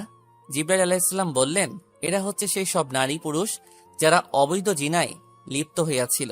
জানো নীলা, জিনাকারীদের লজ্জাস্থান থেকে এত পরিমাণে দুর্গন্ধ বের হবে যে জাহান্নামের সকল মানুষ তা থেকে অতিষ্ঠ হয়ে উঠবে। এত বড় গুনাহ থেকে বাঁচার উপায়? মজবুত ঈমান। ঈমানের দুর্বলতার কারণে মানুষ বিভিন্ন অপরাধে লিপ্ত হইয়া থাকে, আর কেউ যদি তার নফসে বিরুদ্ধে অবিচার করেই ফেলে, তবে সে যেন আল্লাহর কাছে ক্ষমা প্রার্থনা করে এবং খাঁটি তওবা করে। আর ঈমান মজবুত করার জন্য প্রতিদিন অন্তত একবার হলেও যেন নিজের মৃত্যুর কথা চিন্তা করে, কারণ এটাই তার জীবনের সবচেয়ে সত্য এবং নিশ্চিত সত্য। নীলা চুপচাপ তার স্বামীর বুকে মাথা রেখে কাঁদতে থাকে। শোয়েব তার বুকে কম্পন অনুভব করে। সে নীলার দিকে খেয়াল করে দেখে নীলা কাঁদছে। এ কি, তুমি কাঁদছো কেন? কিছু সত্য বলবো, রাগ করবে না তো? না, রাগ কেন করব, তুমি বলো। জানেন, কলেজ লাইফে একটা ছেলেকে খুব ভালো লাগতো। শয়তানের ধোকায় পড়ে অনেক সময়ই তার সাথে কাটিয়েছি। আল্লাহ কি এখন আমায় ক্ষমা করবেন? তুমি কি তাওবা করেছো? আমি আল্লাহর কাছে ক্ষমা প্রার্থনা করেছি। শোনো, আমার আদরের বউ, তওবা মানে শুধু ক্ষমা প্রার্থনা করা নয়। তাওবা আরবি শব্দ, যার অর্থ ফিরে আসা। অর্থাৎ কোনো গুনাহ করার পর সেই পথ থেকে ফিরে এসে সে কাজটাকে মন থেকে ঘৃণা করা এবং তারপর আল্লাহ তাআলার করে তোমার হয়ে যাওয়া অপরাধের জন্য মন থেকে ক্ষমা প্রার্থনা করা, আর তাকে কথা দিতে হবে যে তুমি আর উক্ত কাজটি করবে না। এই পদ্ধতিটির নামই হলো ফিরে আসা, অর্থাৎ তাওবা। আর এটাও জেনে রাখো, আল্লাহ তাআলা তাওবাকারীদের পছন্দ করেন। আচ্ছা, একটা প্রশ্ন করব, দয়া করে সত্য কথাটা বলবেন। বলো। আমি দেখতে এতটাই খারাপ যে কলেজের কোনো ছেলে আমার সাথে সম্পর্কেই জড়াতে চাইতো না, কিন্তু সেই আমাকে আপনি হাসি মুখে মেনে নিলেন। কিভাবে? আর এতটা ভালোবেসে বুকে আগলে রাখছেন কিভাবে? শোয়েব নীলার কপালে একটা চুমু খেয়ে বলতে শুরু করে, তুমি একদমই দেখতে খারাপ নাও। অন্যরা কি দেখে দেখো, কিন্তু তুমি আমার কাছে অনেক সুন্দর। আমি আশা করি আমার স্ত্রী একজন জান্নাতি মহিলা, আর জান্নাতীরা কখনোই কুৎসিত নয়। আল্লাহ তাআলা বলেন, নিশ্চয়ই আমি মানুষদেরকে সুন্দর অবয়বে সৃষ্টি করেছি। সূরা ৩ আয়াত ৪, যেখানে আল্লাহ বলেন তিনি তোমাকে সুন্দর করে সৃষ্টি করেছেন, সেখানে মানুষের কথার কোনো দামই নাই। এভাবে কি সবসময় আমার পাশে থাকবেন? আল্লাহ যতদিন রাখবেন ততদিন তো অবশ্যই থাকবো। নীলা সোয়াইবকে শক্ত করে জড়িয়ে তার বুকে মাথায় রেখে কাঁদতে থাকে। তবে এটা দুঃখের কান্না নয়, এটা অনেক বড় কিছু প্রাপ্তির কান্না। নীলা তার প্রত্যাশিত ভালোবাসা পেয়ে গেছে, আর এই ভালোবাসায় কোনো দোষ নেই। এটা অপরাধ নয়, এটা আল্লাহ তাআলাই তাদের দুজনের মধ্যে সৃষ্টি করে দিয়েছেন। হ্যাঁ, এটাই হালাল ভালোবাসা। নীলা, হুম। অনেক রাত হয়েছে আর খুব ঠান্ডা পড়ছে, চলো ঘরে যাই। আর একটু থাকি, খুব ভালো লাগছে। সোয়াইব কিছু বলল না। সেখানে আরো কিছুক্ষণ সময় পার করে ঘরে এসে শুয়ে পড়ল। নীলা আজ তার স্বামীর বুকে মাথা রেখে ঘুমিয়ে পড়ল। রাত ৩টার দিকে সোয়াইবের ঘুম ভেঙে গেল, আর এটা তার অভ্যাস হয়ে গেছে।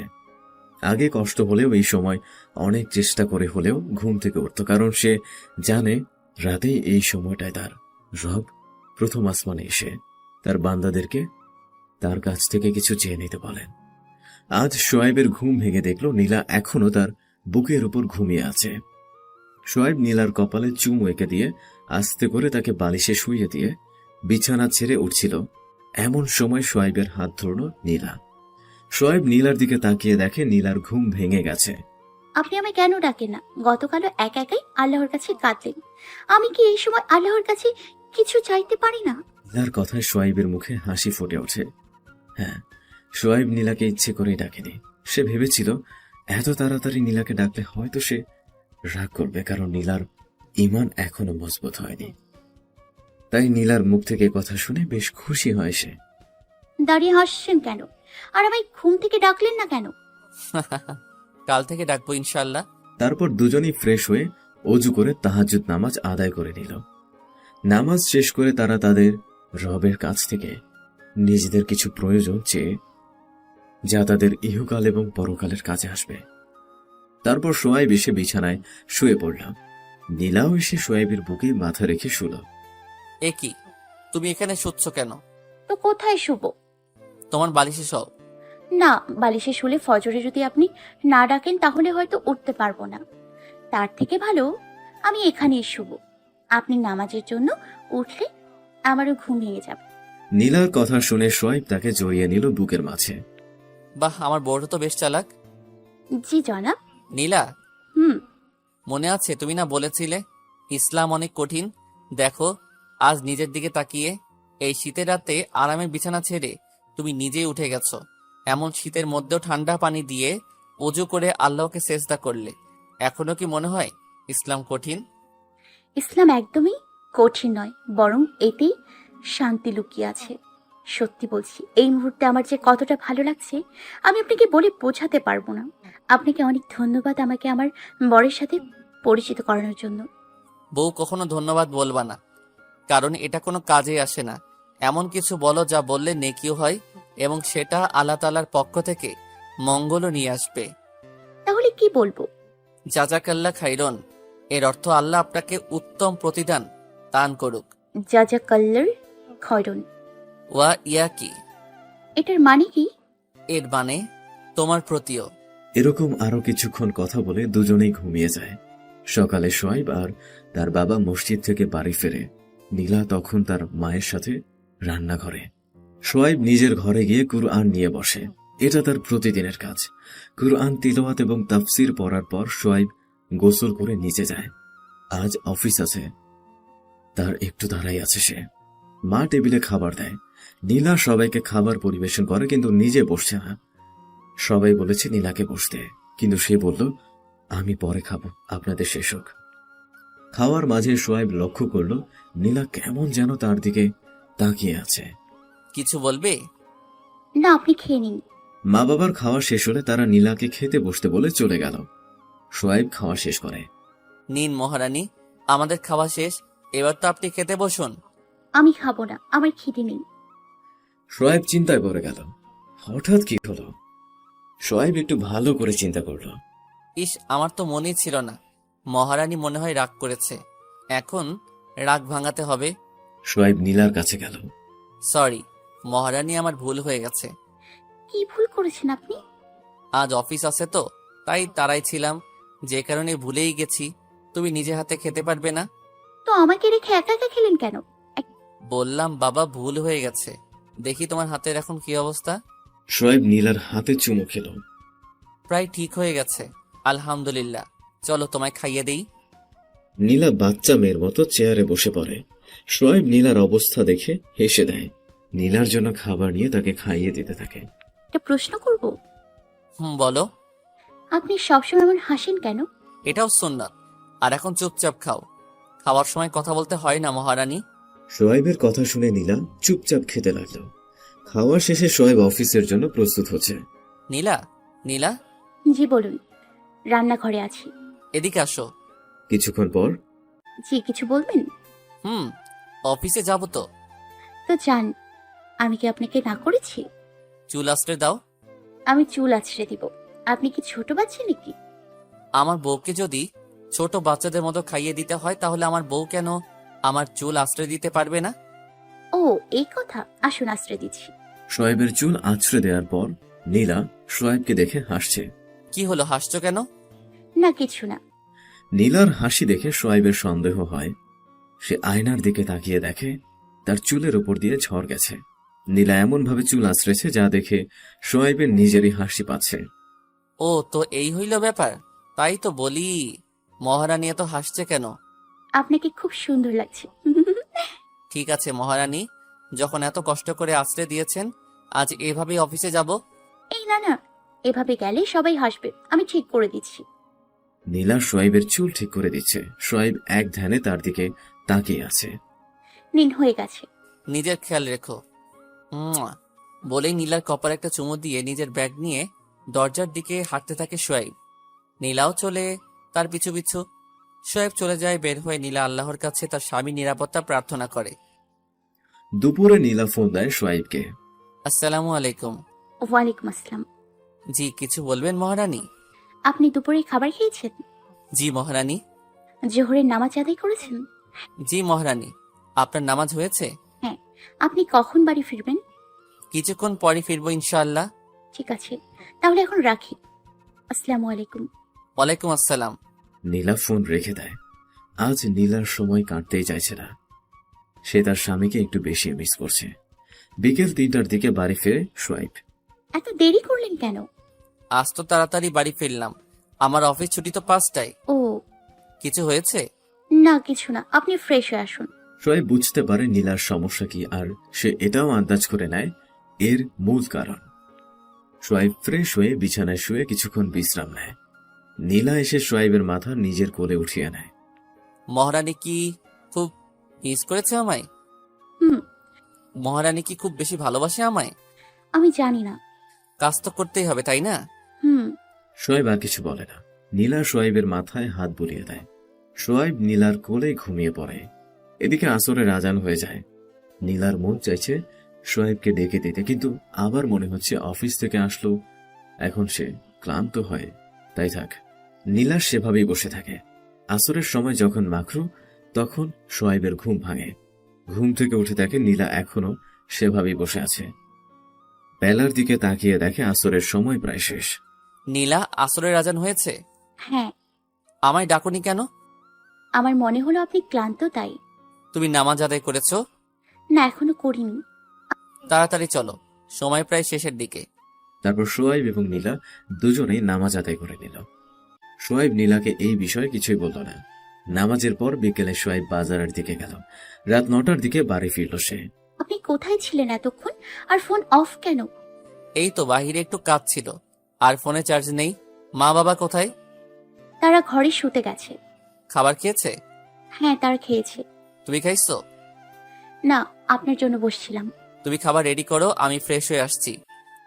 সোয়াইব নীলাকে খাইয়ে দিচ্ছিল, এমন সময় নীলা খাবার নিয়ে সোয়াইবকে খাইয়ে দিতে লাগলো। তোমার হাত তো ঠিক হয়ে গেছে, তাহলে আমায় খাইয়ে দিতে বললে কেন?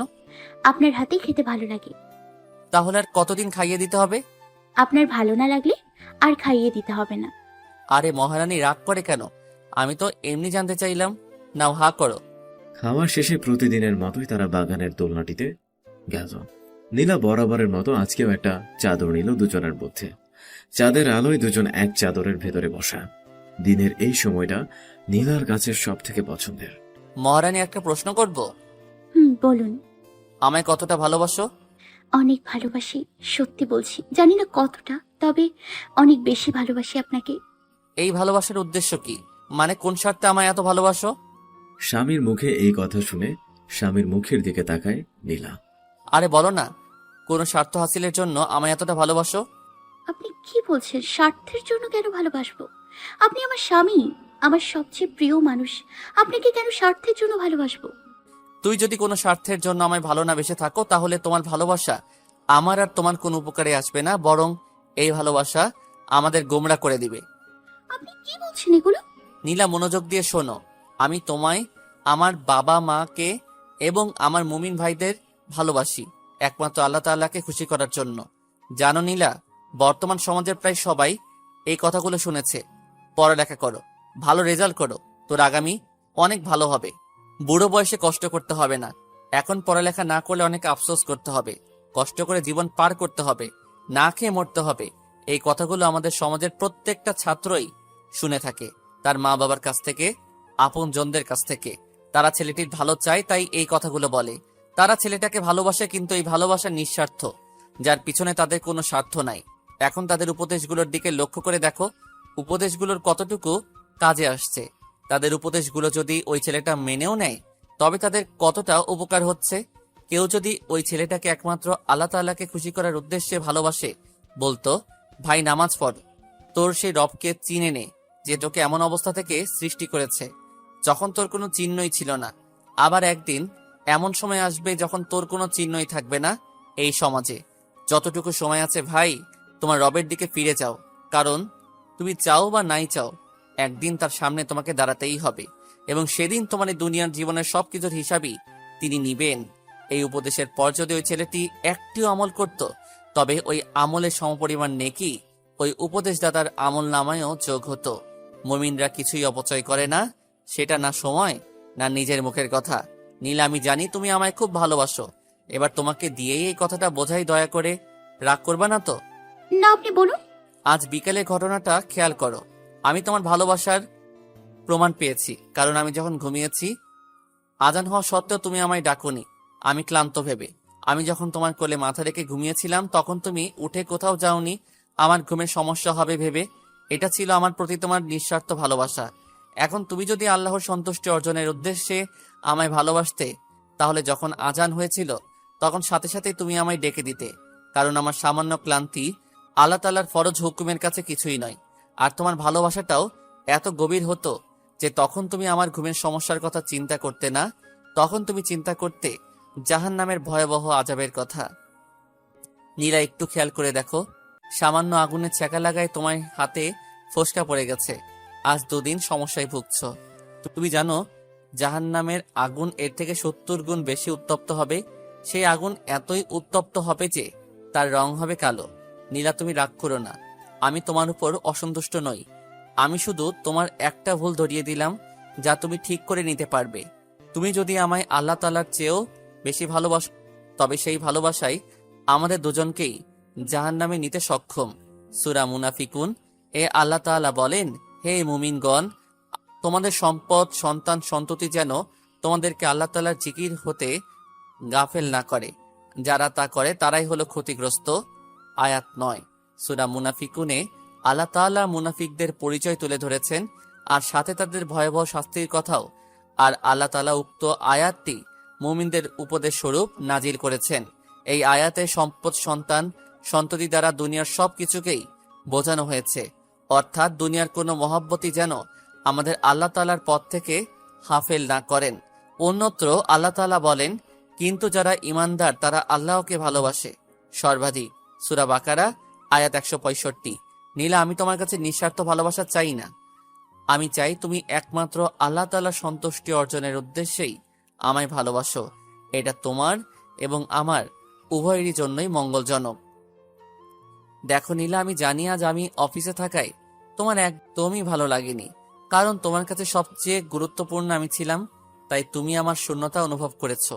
কিন্তু নীলা, তোমার কাছে যদি আল্লাহ তাআলাই সবচেয়ে বেশি গুরুত্বপূর্ণ হতো, তবে তুমি সব সময় তাকে স্মরণ করতে আর তারই জিকির করতে, যা তোমার জন্য মঙ্গলময়। নীলা, আমার কথা শুনছো? আমি এতদিন কিসের মধ্যে ছিলাম? আমি কেন এতটা অন্ধকারে আবদ্ধ ছিলাম? কারণ তুমি কোরআন থেকে বিচ্ছিন্ন ছিলে। আসলে নীলা, আমরা কোরআন নিয়ে চিন্তাই করি না। আর আরেকটি কারণ হলো আমরা বাকিতে বিশ্বাস করি না। বাকিতে বিশ্বাস মানে? বাকিতে তো প্রায় সবাই বিশ্বাস করে। লোন, ঋণ, বাকিতে বেচা কেনা এগুলোই হয়। বাকি বলতে আমি এগুলো বলিনি। বাকি বলতে গায়েবের কথা বলেছি। যেমন আল্লাহ তাআলা নিজেই সবচেয়ে বড় গায়েব, জান্নাত জাহান্নাম গায়েব, কিয়ামত গায়েব, হাসর গায়েব, কুল সিরাত গায়েব, ফেরেশতা গায়েব। আমরা এগুলোই বিশ্বাস করি না, আর বিশ্বাস করলেও বেশি একটা গুরুত্ব দেই না। নীলা, খেয়াল করো, একজন ব্যবসায়ী একজন ক্রেতাকে তার ব্যবসায়ের পণ্য বাকিতে দিয়ে দেয় এই বিশ্বাসে যে সেই ক্রেতা পরবর্তীতে তার মূল্য পরিশোধ করবে। কিন্তু নীলা, সেই ব্যবসায়ীকে যদি বলি, ভাই চলেন, আজান হয়েছে, নামাজ পড়ে আসি, সে বলবে, ভাই আমাদের ব্যবসা রেখে কিভাবে নামাজে যাই বলো? তো এখানে খেয়াল করো, একই ব্যক্তি একটা মানুষকে বিশ্বাস করে তার ব্যবসায়ে পণ্য দিয়ে যাচ্ছে এই ভেবে যে সে এর মূল্য পরবর্তীতে দিবে, কিন্তু সেই মানুষটি আল্লাহর ফরজ হুকুমের জন্য একটু সময় দিতে চাইছে না, কারণ তার মনে এই বিশ্বাস নেই যে এখনের দেওয়া সামান্য সময়ের বিনিময়ে আল্লাহ তাআলা তাকে অনেক বড় পুরস্কার দিবেন হাসরের ময়দানে। আমরা প্রায় সব মুসলমানই জান্নাত জাহান্নাম সম্পর্কে জানি। জান্নাত সুখের স্থান, সেখানে কোনো কষ্ট নাই, আর জাহান্নাম কষ্টের স্থান, সেখানে শুধু কষ্ট আর কষ্ট। তাও আমরা কতজন জান্নাত পাওয়ার এবং জাহান্নাম থেকে মুক্তির চেষ্টা করি? নেই, কোনো চেষ্টাই নেই। আমাদের মাঝে দুনিয়ার ভালোবাসাটা এমনভাবে ঢুকেছে যে আমরা ভুলেই গেছি আল্লাহ তাআলার কাছে করা সেই অঙ্গীকারের কথা। সে অঙ্গীকার মানে? নীলা, আমরা সবাই জানি কবরে আমাদের 3টা প্রশ্ন করা হবে, কিন্তু কেউ কি এটা জানি যে আমাদের জন্মের 1000 বছর আগে আল্লাহ তাআলা আমাদের কাছ থেকে স্বীকারোক্তি নিয়ে নিয়েছেন? না, আমি এই বিষয়ে কিছু জানি না, একটু বলুন না। সূরা আরাফ 172 নম্বর আয়াত। হযরত আদম আলাইহিসসালামকে সৃষ্টি করার পর আল্লাহ তাআলা যখন তার থেকে আমাদের বানানোর সিদ্ধান্ত নিলেন, তখন তিনি আমাদের সবার রূহকে একত্রিত করে জিজ্ঞাসা করেছিলেন, আল্লাহসুতু বির রব্বিকুম, অর্থ হলো আমি কি রব নই? আমরা সবাই বলেছিলাম শুধু আমি, তার তুমি নই। হযরত আদম আলাইহিসসালাম ও হাওয়া আলাইহিসসালামের পর আজ পর্যন্ত যারা দুনিয়ায় এসেছে এবং ভবিষ্যতে আসবে, সবাই একসাথে বলেছিলাম। কি বলেছিলাম? অর্থাৎ অবশ্যই। খেয়াল করো, আমরা যদি তখন হ্যাঁ বলতাম তাহলে অনেক হতো, কিন্তু বলেছি অবশ্যই। এই আয়াতের সম্পর্কিত একটি হাদিস হচ্ছে, রাসূল সাল্লাল্লাহু আলাইহি সাল্লাম বলেন, প্রতিটি শিশুই প্রকৃতি নিয়ে জন্ম নেয়, অর্থাৎ আল্লাহকেই রব মেনে জন্ম নেয়। পরে তার পিতামাতা তাকে ইয়াহুদি, খ্রিস্টান বা অগ্নি পূজক বানিয়ে নেয়। বুখারী জানাজা অধ্যায়, মুসলিম তাকদীর অধ্যায়। সহিহ মুসলিমের বর্ণনায় রয়েছে, মহান আল্লাহ তাআলা বলেন, আমি আমার বান্দাদেরকে একনিষ্ঠ রূপে সৃষ্টি করেছি, অতঃপর শয়তান তাদেরকে ইসলাম হতে পথভ্রষ্ট করে দেয়। তাহলে দেখো নীলা, আমরা দুনিয়ার মহব্বতে কতটা বিভোর আছি। তখন যখন আমরা আল্লাহ তাআলার নিয়ামত ভোগ করে পারিনি, তখন আমরা স্বীকার করেছি, হ্যাঁ আপনি আমাদের রব। কিন্তু দুনিয়ায় এসে তার এত নিয়ামত গ্রহণ করার পর তাহাকেই অস্বীকার করছি, অথচ এই সকল কিছুই তাহারই সৃষ্টি। একটা গল্প বলি নীলা, খেয়াল করো। খুব ধনী একজন ব্যক্তি বিবাহের জন্য ভালো মেয়ে খুঁজছে, যে শুধু দেখতে নয়, মনের দিক থেকে ভালো এবং বুদ্ধিমতী। তো সে কিভাবে বুঝবে কোন মেয়েটা ভালো? অনেক চিন্তার পরে সে ঘটকদের জানিয়ে দিল তাকে যে মেয়েগুলো বিবাহ করতে চায় তাদের সবাইকে একসাথে হাজির করতে। একটি দিন ঠিক করা হয় এবং উক্ত দিনে সকল মেয়েরাই উপস্থিত হয়। তারপর সেই ধনী ব্যক্তিটি তাদের মাঝে উপস্থিত হয় এবং কাজের লোকেরা বেশ কিছু বড় বড় থালা নিয়ে আসে, যার মধ্যে অনেক গহনা এবং টাকা রাখা আছে।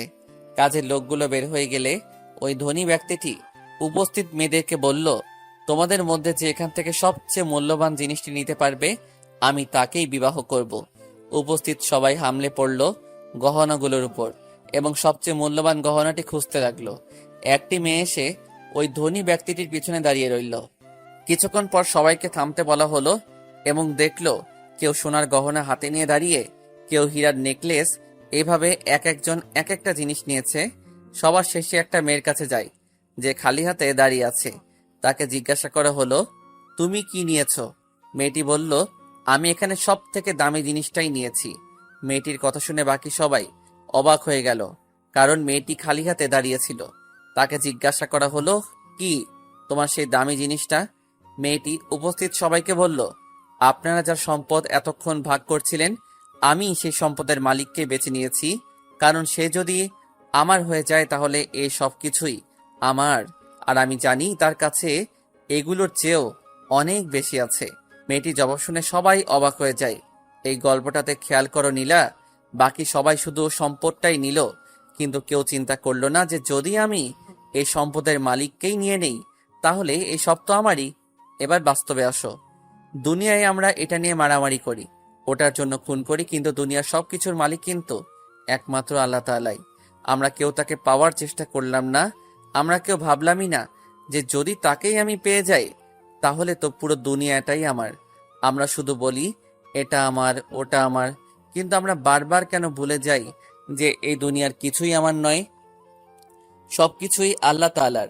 তুমি যদি দুনিয়ার সবকিছুই কিনে নাও তবুও তুমি এগুলো ভোগ করতে পারবে না, কারণ মৃত্যু হয়তো ততদিনে তোমার দরজায় করা নাড়বে। আমাদের উচিত দুনিয়ার পিছনে না দৌড়ে দুনিয়ার মালিকের পিছনে দৌড়ানো, কারণ আমরা তাকে যদি পেয়ে যাই পুরো দুনিয়াটা থেকেও অনেক বেশি পাবো, কারণ তার সম্পদ ভান্ডার কখনোই খালি হবে না। আর একটা কথা নীলা, পৃথিবীতে এমনও কিছু লোক আছে যারা বলে মাই লাইফ মাই স্টাইল, অর্থাৎ আমার জীবন আমার নিয়ম, ইচ্ছা বা ধরন। তাদের কাছে আমার প্রশ্ন, আপনার জন্মের পিছনে আপনার অবদান কি? আপনি কি নিজেই নিজেকে জন্ম দিয়েছেন? আপনি কি নিজেই নিজেকে সৃষ্টি করেছেন? না, তাদেরকেও আল্লাহ তাআলা সৃষ্টি করেছেন। সুতরাং তার জীবনেও নিয়ম চলবে একমাত্র আল্লাহ তাআলারই। এই প্রবাদটা নাস্তিকরা তৈরি করেছে। দেখো নীলা, সমাজে কত ফিতনা ছড়িয়ে পড়েছে, আর আমরা কখন কিসের ভিতরে চলে যাই আমরা নিজেরাও জানি না। আল্লাহ আমাদেরকে এই ফিতনা থেকে রক্ষা করুন। নীলা, তুমি কি ঘুমিয়ে গেছো? না, আমি আপনার কথা শুনছিলাম। আচ্ছা, এত কিছু হচ্ছে কিন্তু মানুষ কিছু বুঝতে পারছে না কেন? এই কারণটা তোমায় অনেক আগেও বলেছি। এর কারণ হচ্ছে তারা কোরআনের সাথে সম্পর্ক রাখে না। তুমি জানো পবিত্র কোরআনের কোন সূরাটা সবার আগে অবতীর্ণ হয়েছে? হ্যাঁ, সূরা আলাকা প্রথম 5 আয়াত। আর সূরা আলাকের প্রথম আয়াতের প্রথম শব্দটাই হচ্ছে অর্থাৎ পড়ো। নীলা, খেয়াল করো, আল্লাহ তাআলা ওহীর মাধ্যমে যে ফজর হুকুমটা আগে পাঠালেন সেটাই হচ্ছে পড়ো, অর্থাৎ তিনি আমাদেরকে জানতে বলেছে, জ্ঞান অর্জন করতে বলেছে। আচ্ছা, আল্লাহ কেন অন্যান্য ফরজের আগে এই ফরজটা দিলেন? একটা বাস্তবিক উদাহরণ দিব। হুম। নীলা, তোমার হাতে কাগজের মধ্যে একটা ঠিকানা লিখে দিয়ে তোমায় আমি বললাম তুমি আমার অমুক বোনের বাসা থেকে ঘুরে আসো। এখন তুমি আমার সেই বোনের বাড়ি চিনো না, আর তোমাকে যে ঠিকানা আমি লিখে দিয়েছি সেটাও তুমি পড়লে না, তাহলে কি তুমি আমার সেই বোনের বাড়ি যেতে পারবে? অবশ্যই না। আমি যদি ঠিকানা না জানি তাহলে অবশ্যই আপনার লিখে দেওয়ার ঠিকানা পড়েই আমি সেখানে পৌঁছতে পারবো। এবার খেয়াল করো নীলা, আমরা সব মানুষই জান্নাতের কথা শুনেছি, আর আমরা সবাই জান্নাতে যেতে চাই, কিন্তু জান্নাতের ঠিকানা আমরা কোথায় পাবো? কোন পথে গেলে জান্নাত পাবো? সেই পথটা তো আগে বের করতে হবে। আল্লাহ সেই জান্নাতের সন্ধানের অর্থাৎ তাকে সন্তুষ্ট করার উপায় এই কিতাবের মধ্যে উল্লেখ করে দিয়েছেন। এখন আমরা যদি এটা নাই পড়ি তাহলে আমার অবস্থা ওই ঠিকানা না জানা ব্যক্তিটির মতোই হয়ে যাবে। আমি যদি নাই জানি যে আমায় কি আমল করতে হবে, তবে কিভাবে আমি আমল করব? আমল করার আগে তো আমায় জানতে হবে কি করবে আর কিভাবে করব। এই জানাটাকে আল্লাহ তাআলা আমাদের জন্য প্রথম ফরজ দিয়েছেন। নীলা চুপচাপ তার স্বামীর কথা শুনছে। নীলা হয়তো ভাবছো যেদিন থেকে এসেছি শুধু বকটলেই যাচ্ছে, বলেই যাচ্ছে। হ্যাঁ, আমি বলছি শুধুমাত্র তোমাকে তোমার রবের সাথে পরিচয় করিয়ে দেওয়ার উদ্দেশ্যে, এবং তার বিধানগুলোই তোমায় জানিয়ে দিচ্ছি, কারণ আমি তোমায় ভালোবাসি আল্লাহ তাআলার জন্য, এবং তোমায় নিয়ে আল্লাহ তাআলার জান্নাতে একই সাথে থাকতে চাই। এই না না না, আপনি কি বলছেন? আমি এমন কিছুই ভাবছি না। সত্যি বলছি, আপনার কথা শুনতে খুব ভালো লাগে আমার, আর এই সময়টা খুব ভালো লাগে আমার। আপনার মাধ্যমে আমি আমার রবকে চিনতে পারলাম। আপনি আমার জীবনের সবচেয়ে বড় নিয়ামত আল্লাহর পক্ষ থেকে। আর হ্যাঁ, আরেকটা কথা, এখন আমিও আপনাকে শুধুমাত্র আমার সেই রবকেই খুশি করার জন্য ভালোবাসি, যার হাতে আমার জীবন। আচ্ছা, অনেক রাত হলো, চলো ঘুমাতে যাই। নীলা, আমরা যাই করি না কেন তার একমাত্র নিয়ত হতে হবে আল্লাহ তাআলাকে খুশি করা। যেমন আমরা ভাত খাই কেন? বেঁচে থাকার জন্য। বাঁচিয়ে আল্লাহ তাআলাই রাখেন, সেটা খাইয়েই হোক আর না খাইয়ে। এমন অনেক মানুষ আছে যারা খেতে খেতে মৃত্যুবরণ করেছে। খাদ্য মানুষকে ততক্ষণই বাঁচিয়ে রাখে যতক্ষণ আল্লাহ তার হায়াত রেখেছেন, আর মানুষ ঠিক ততটুকুই খাদ্য খায় যা আল্লাহ তার রিজিকে রেখেছেন। আমরা যদি এই নিয়ত করি যে ইবাদত করতে হলে আমার শক্তি প্রয়োজন আর আমি সেই জন্যই খাবার খাই, অর্থাৎ ইবাদত করার জন্যই খাদ্য খাই, তবে তোমার এই সামান্য নিয়তটাও আল্লাহ তাআলাকে খুশি করতে পারে। নীলা, আমাদের প্রত্যেকটা আমলই নির্ভর করে নিয়তের উপর। আমাদের সমাজে এমন অনেক মানুষ আছে যাদের ভালো ভালো কাজগুলোর ফলে একটি নেকিও তারা পাচ্ছে না, শুধুমাত্র নিয়ত ঠিক না থাকার কারণে। যেমন এমন অনেক নেতা আছে যারা জনগণের কাছে ভালো স্বাস্থ্যে নামাজ আদায় করে। এমন অনেক কর্মী আছে যারা নেতাকে খুশি করার জন্য নামাজ আদায় করে। এমন অনেক লোক আছে যারা বাধ্য হয়ে নামাজ আদায় করে। এদের নামাজ বিন্দু মাত্র উপকারে আসবে না হাসরের ময়দানে। এমন অনেক হাজি আছে যারা হজ করে এই ভেবে যে এলাকায় আমার আলাদা একটা সম্মান হবে, সবাই হাজি সাহেব বলে ডাকবে। এসব লোকদের হজ কোনো কাজে আসবে না কিয়ামতে। অথচ একটা কবুল হজের বদলে আল্লাহ তাআলার কাছে দেওয়ার মতো জান্নাতি আছে। কিন্তু আমরা তো আল্লাহ তাআলার জন্য এটা করছি না, আমরা করছি সামান্য সম্মানের জন্য। আবার এমন অনেক জাকাত দাতাও আছে যারা নির্বাচনী প্রচার অথবা নিজের জনপ্রিয়তা বৃদ্ধির উদ্দেশ্যে মাইকিং করে জাকাত দেয়। অথচ হাদিস আসছে যারা গোপনে দান করে তারা কিয়ামতের দিন আল্লাহ তাআলার আরশের ছায়ার আশ্রয় পাবে। কিন্তু আমাদের উদ্দেশ্য সহি নয়। যাক মহারানী, অনেক রাত হয়ে গেছে, চলো ঘুমাতে হবে তো। চলুন। সোয়াইব রুমে এসে শুয়ে পড়ে। নীলা তার স্বামীর বুকে মাথা রেখে শোয়ে। কিছুক্ষণের মাঝেই সোয়াইব ঘুমিয়ে যায়, কিন্তু নীলার ঘুম আসে না। সত্যি তো, দুনিয়ার পেছনে কেন দৌড়বো? কি আছে এই দুনিয়ায়? দুনিয়া তো আমাদের বাড়ি নয়। আমাদের আদি পিতামাতা জান্নাতি ছিলেন, আমাদের বাড়ি তো জান্নাত, সেখানেই তো আমাদের সবকিছু। তাহলে আমরা দুনিয়ার এত দৌড়াই কিসের জন্য? আমরা তো দুনিয়ার মেহমান। মেহমান হয়ে কেন এখানে এত ঘর বাড়ি সম্পদ করব? আমাদের স্থায়ী ঠিকানার জন্যই তো সম্পদ গোছাতে পারলাম না। আর হ্যাঁ, সত্যি তো, দুনিয়ায় কে আমার আপন? আমার জন্মের একদিন আগেও আমার পিতামাতা জানতেন না আমি ছেলে না মেয়ে। সেখানে আমি কি খাবার খাবো এগুলোর কিছুই তো তারা ভাবতে পারেনি। তখন তো এই সব কিছু আমার রব আমার জন্য করেছেন। তবে কেন আমি এখন তাকেই ভুলে যাব? এই এক সপ্তাহ আগেও আমার স্বামী আমায় চিনতেন না, কিন্তু আমার জন্মেরও হাজার হাজার বছর আগ থেকেই আমার সৃষ্টিকর্তা আমাকে চিনতেন। তবে কিনা সেই রবকে আমি ভালোবাসবো না? কেন দুনিয়ায় আমার কাছে প্রিয় হবে? কেন দুনিয়ায় আমার কাছে প্রিয় হবে? আমি তো সেখানে থাকতে পারবো না। এই দুনিয়ায় জনপ্রিয় হয়ে কি হবে? দুনিয়ায় তো একদিন শেষ হয়ে যাবে। সত্যি আমি এই প্রথম এসব নিয়ে চিন্তা করছি, আসলে কি আছে এই দুনিয়ায়। নীলার আর ঘুম আসলো না। চিন্তাগুলো তার মাথায় আজ অনেক কিছুই ঘুরছে। নীলা খেয়াল করলো তার স্বামী তার মাথা জড়িয়ে রেখে গভীর ঘুমে আচ্ছন্ন। নীলার খুব ভালো লাগে এই লোকটাকে। হঠাৎ করে কেমন যেন অনেক আপন হয়ে গেছে। আজ এই 3টা দিনে একেবারের জন্যই তার সাথে খারাপ ব্যবহার করেনি, আর শুধুমাত্র তাকে জান্নাতের পথের সন্ধান দিতে এত চেষ্টা করছে। কেন? হ্যাঁ, কারণ সে তাকে একমাত্র আল্লাহ তাআলার জন্য ভালোবাসে। সে যদি নিঃস্বার্থ ভালোবাসতো তবে হয়তো অন্যভাবে তাকে নিয়ে মেতে থাকতো, কিন্তু সেই ভালোবাসা শুধু দুনিয়ার কাজে আসতো। হয়তো তখন সে তার রবের সাথে পরিচিত হতে পারত না। এই লোকটা তার জন্য অনেক বড় একটা নেয়ামত। এটা ভেবে নীলার মন খুশি হয়ে যায়। সে শুকরিয়া আদায় করে আল্লাহ তাআলার কাছে নীলা তার নতুন এই পরিবারটা নিয়ে চিন্তা করে। সত্যি এখানে কারো অতিরিক্ত কোনো চাহিদা নেই, শুধু জীবিকার জন্য যতটুকু প্রয়োজন ততটুকুই নিয়ে সবাই আল্লাহ তাআলার উপর সন্তুষ্ট। আসলে মুমিন ব্যক্তি যতটুকু পায় তাতেই আল্লাহ তাআলার শুকরিয়া আদায় করে, আর কিছু হারালে ধৈর্য ধারণ করে এবং আল্লাহ তাআলার নিকট আশ্রয় প্রার্থনা করে। এসব চিন্তা করতে করতে অনেক রাত হয়ে যায়। নীলার চোখে মুখে ঘুমের ছিটে ফোটাও নেই। নীলা ঘড়ির দিকে তাকিয়ে দেখে রাত 2টো বাজে। নীলা কোনোভাবে তার স্বামীর বুক থেকে নিজেকে ছাড়িয়ে নেয়, এরপর অজু করে দাঁড়িয়ে যায় নিজের রবের সামনে। নীলার মনটা আজকে অনেক ফ্রেশ লাগছে। এই মুহূর্তে কোনো চিন্তাই তার মাথায় নেই।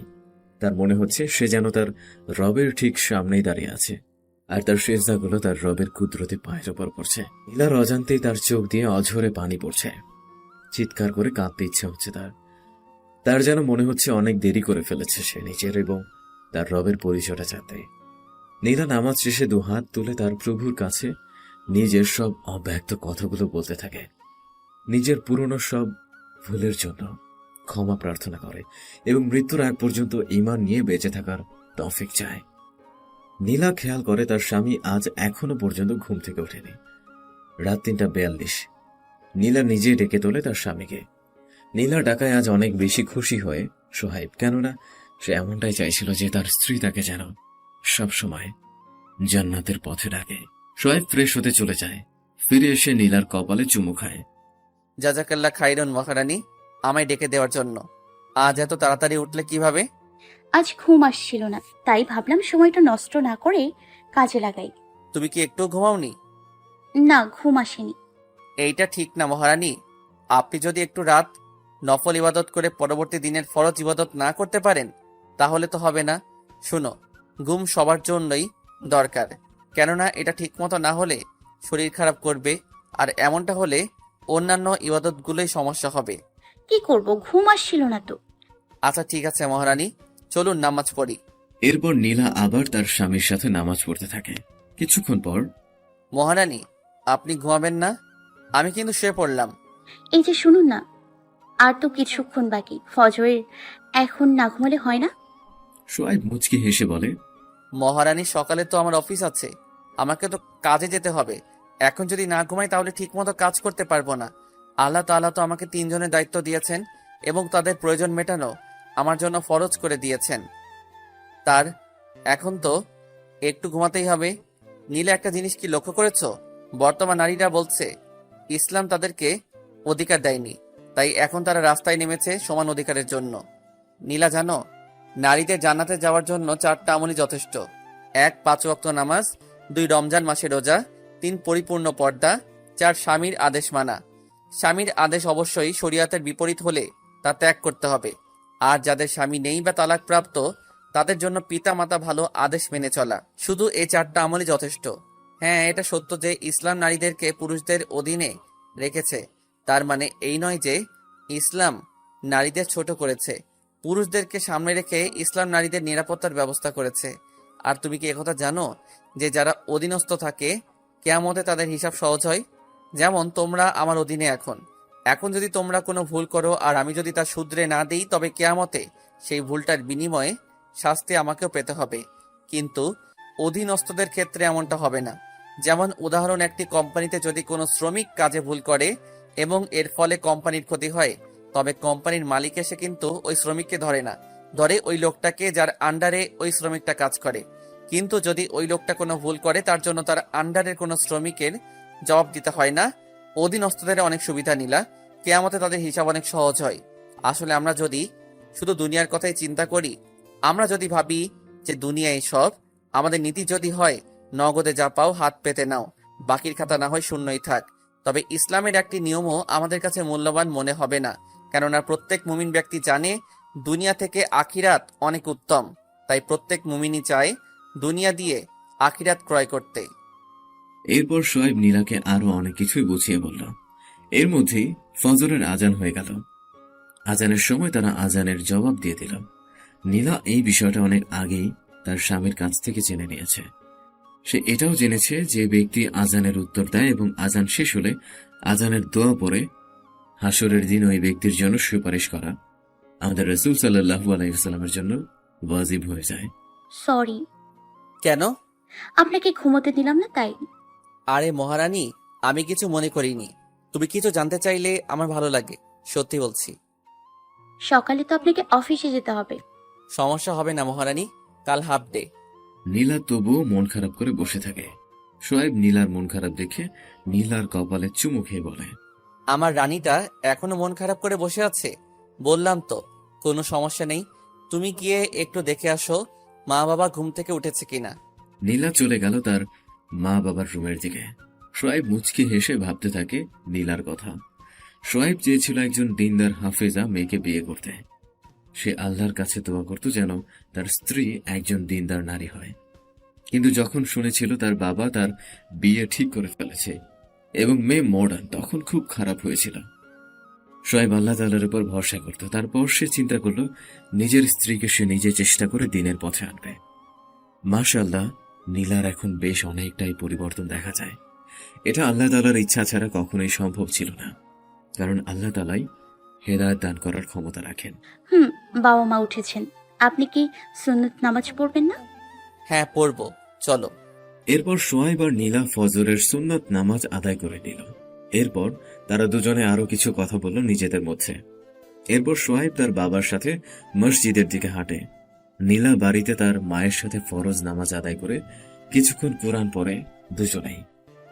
তারপর শুরু করে নিজেদের দৈনিক কাজ। শোয়েব মসজিদ থেকে ফিরে কিছুক্ষণ কুরআন এবং তাফসির পড়ে, তারপর গোসল করে তার কাজের জন্য প্রস্তুত হয়। এরপর সবাই একসাথে খাবার খায়। নীলার ইচ্ছা করে স্বামীর সাথে কিছু সময় কাটাতে, কিন্তু তেমনটা হয়ে ওঠে না। শোয়েব নীলার কপালে চুমু খেয়ে বেরিয়ে যায় নিজের কাজে।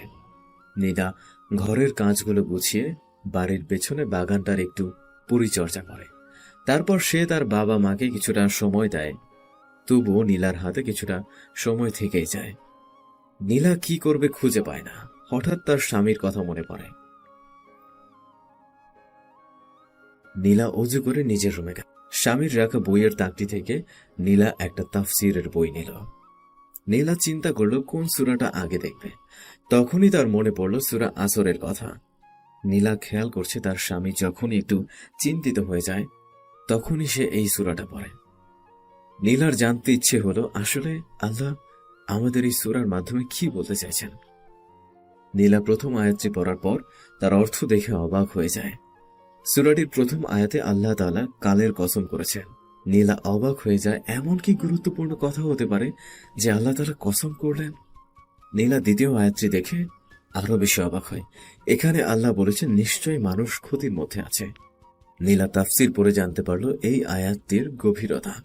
পরের আয়াতে আল্লাহ তাআলা বলছে, কিন্তু তারা নয় যারা ঈমান আনে, সৎকর্ম করে এবং পরস্পরকে সত্যের উপদেশ দেয় এবং ধৈর্যের উপদেশ দেয়। নীলা এই সূরাটি নিয়ে চিন্তা করতে থাকে। আসলেই তো মানুষ কত বড় ক্ষতির মধ্যে রয়েছে। জন্মের পর কিছুদিনই তারা একটু আনন্দ করতে পারে, তারপর ছোটে অর্থের পেছনে, শান্তির পেছনে। কিন্তু জীবনে এত পরিশ্রম করেও তারা শান্তির খোঁজ পায় না। আর যদি কেউ পেয়েও যায় তবে সে বেশি দিন তা ভোগ করতে পারে না। মৃত্যু তার দুনিয়ার সবকিছুর অবসান ঘটিয়ে দেয়, কিন্তু তারা কতটা অভাগা যে মৃত্যুর পরেও তারা শান্তি খুঁজে পায় না। তাদের জন্য শুরু হয়ে যায় কঠিন আযাব। সত্যি কত বড় ক্ষতির মধ্যে আছে তারা। আর যারা আল্লাহ তাআলার প্রতি ঈমান আনে তারা আল্লাহ তাআলার উপর সর্বদাই সন্তুষ্ট থাকে, যে কারণে তাদের মনে সর্বদাই শান্তি বিরাজ করে। তাদের করা সৎকর্মের ফলে সমাজেও কিছুটা শান্তিপূর্ণ পরিবেশ বিরাজ করে। ঈমানদার ব্যক্তি নিজে সর্বদা সত্য বলে এবং অপরকে সত্যের দিকে উৎসাহ দেয়। ঈমানদার ব্যক্তির উপর কোনো মুসিবত আসলে সে অধৈর্য না হয়ে আল্লাহ তাআলার উপর ভরসা রেখে চেষ্টা করে এবং তারা অপরকেও ধৈর্য ধারণের পরামর্শ দেয়। সত্যি কতই না শান্তিময় হয় ঈমানদারদের দুনিয়া এবং আখিরাত। এরপর নীলা আরো কিছুক্ষণ কুরআন পড়তে থাকে। দুপুরে নামাজ শেষে মা বাবার সাথে খাওয়া দাওয়া করে একটু ঘুমিয়ে নেয়। আজ নীলার দিনটা একদমই খারাপ লাগেনি। বিকেলে শোয়েব বাড়ি ফেরে। আসসালামু আলাইকুম মহারানী। ওয়ালাইকুম আসসালাম। দিন কেমন কাটলো মহারানী? আলহামদুলিল্লাহ ভালো। শোয়েব লক্ষ্য করল নীলার মন খারাপ। মহারানী, আপনার কি মন খারাপ? আজকে আপনি কিছু ভুলে যাচ্ছেন? কই না তো, কি ভুলবো? না কিছু না, আপনি ফ্রেশ হয়ে নিন। শোয়েব আর কিছু না বলে নীলার হাতে ব্যাগটা দিয়ে ফ্রেশ হতে চলে যায়। নীলার প্রচন্ড মন খারাপ হয়। স্বামীর বাড়ি ফেরার সময় হলেই নীলার দরজার কাছে অপেক্ষা করছিল, কারণ তার স্বামী ঘরে এসে নীলাকে জড়িয়ে তার কপালে চুমু খায়। কিন্তু আর তেমনটা না ঘটায় নীলার খারাপ লাগে। নীলা একটু বেশি ভালোবেসে ফেলেছে তার স্বামীকে। তার সামান্য একটু ভুলও তার মেনে নিতে কষ্ট হচ্ছে। ব্যাগটা রেখে শোয়েবের জন্য চা তৈরি করতে চলে যায় রান্নাঘরে। শোয়েব ফ্রেশ হয়ে রুমে এসে চিন্তা করতে থাকে নীলার কথা। সে জানে কি কারণে নীলার মন খারাপ, আর সে এটা ইচ্ছে করে করেছে, জাস্ট একটু মজা করার জন্য। নীলা চা নিয়ে রুমে প্রবেশ করে। চা সোয়াইবের পাশে টেবিলে রেখে নীলা সেখান থেকে চলে আসতে চায়। সোয়াইব পেছন থেকে নীলার হাত ধরে হ্যাচকা টান দিয়ে নীলাকে নিজের কাছে নিয়ে আসে। মহারানী, কি হয়েছে? যেন মনে হচ্ছে বসন্তের সময় কালো মেঘ ছেয়ে গেছে আপনার মনে। কিছু হয়নি, আমি রান্না করব, ছাড়ুন। ওরে বাবা, মহারানীর এত রাগ! একটা চুমু না দেওয়ায় এত রেগে যাওয়া? আমি রাগ করিনি। তাহলে কি মহারানী অভিমান করেছে? জানি না, এখন ছাড়ুন, রান্নাঘরে যাব। আরে দাঁড়াও, আমি আমার মহারানীর অভিমানটা ভাঙাবো না। না হলে আমার আমার আগের ভালোবাসা কমে যাবে। আচ্ছা, কি করলে আমার মহারানীর অভিমান ভাঙবে? স্বামীর এই কাণ্ড দেখে নীলার খুব হাসি পাচ্ছে, কিন্তু সে অনেক কষ্টে হাসি চেপে রেখেছে। আচ্ছা মহারানী, একটা চুমুর বদলে 10টা চুমু দিলে হবে? না থাক, 10টা না, 20টা চুমু দিব। তাতেও না হলে 100টা দিব। তাতেও না হলে এতগুলো চুমু দিব আমার মহারানীকে, এতগুলো। বাচ্চাদের মতো করতে থাকে সোয়াইব। ফিক করে হেসে দেয় নীলা। সে আর হাসি আটকাতে পারে না। সোয়াইব নীলাকে জড়িয়ে নীলার কপালে আলতো করে একটা চুমু খায়। নীলার হাসি থেমে যায়। সে তার স্বামীকে জড়িয়ে তার বুকে মাথা রেখে শুয়ে থাকে। আমি আসলে দেখতে চাইছিলাম আমার মহারানীর ভালোবাসা কম হলে সে রাগ করে না নিজের অধিকার আদায় করে নেয়। কিন্তু আমার মহারানী তো রাগ করে, আর এমনটা করব না। সত্যি বলছি, অনেক খারাপ লাগছিল। পুরো দিনটা আপনি পাশে ছিলেন না। তারপর যখন বাসায় এসেই আমায় জড়িয়ে চুমু খান, তখন মনে কোনো আফসোস থাকে না। অনেক ভালোবেসে ফেলেছি। আর হ্যাঁ, এই ভালোবাসা অবশ্যই আল্লাহ তাআলাকে খুশি করার জন্যই। জানো নীলা, আল্লাহ বলেছেন তুমি আমার পোশাক আর আমি তোমার পোশাক। হাদিসে আছে তুমি আমার পরিপূরক। আমি একা সম্পূর্ণ নই তুমি ছাড়া। তোমার আর আমার সম্পর্ক জান্নাতি সম্পর্ক। আমাদের মাঝে যেন কখনোই ভুল বোঝাবুঝি না হয়। এমন অভিমান তো হবেই, যেখানে একজন অভিমান করলে অন্যজন ভালোবেসে তার অভিমান ভাঙাবে। এতে ভালোবাসা আরো বৃদ্ধি পায়। কিন্তু তোমার আর আমার মাঝে কখনোই রাগ নামের আগুনটাকে নিয়ে এসো না। এটা আমাদের দেখা স্বপ্নগুলো পুড়িয়ে ছাই করে দিতে পারে। নীলা, আমি চাই তোমার আর আমার সম্পর্ক চোখ আর হাতের মতো হোক। হাতে যেমন ব্যথা লাগলে চোখ অশ্রুর মাধ্যমে প্রকাশ করে, তেমনি চোখ যখন অশ্রু ঝরায় তখন হাত অতি যতনে তা মুছে দেয়। নীলা চুপচাপ তার স্বামীর বুকে শুয়ে আছে। সোয়াইব নীলার মাথায় হাত বুলিয়ে দিচ্ছে। এভাবে অনেকক্ষণ কেটে যায়। এই মহারানী, আপনার না রান্নাঘরে কি কাজ ছিল? এখন কোনো কাজ নেই। এইমাত্রই তো বললে কাজ আছে। চলো আমি যাব তোমার সাথে। না, কোনো কাজ নেই, আমি এভাবেই থাকবো। আপনি শুয়ে থাকুন। কি মহারানী, একটু আগে তো থাকতেই চাইছিলেন না, আর এখন তো ছাড়তেই চাইছেন না। আমি এখানে সব সময় পড়ে থাকবো। আপনার কোনো সমস্যা? আমার আর কি সমস্যা? আমার মহারানী তার নিজের রাজ্যে যা খুশি তাই করবে। তাকে কি না করার ক্ষমতা আছে আমার?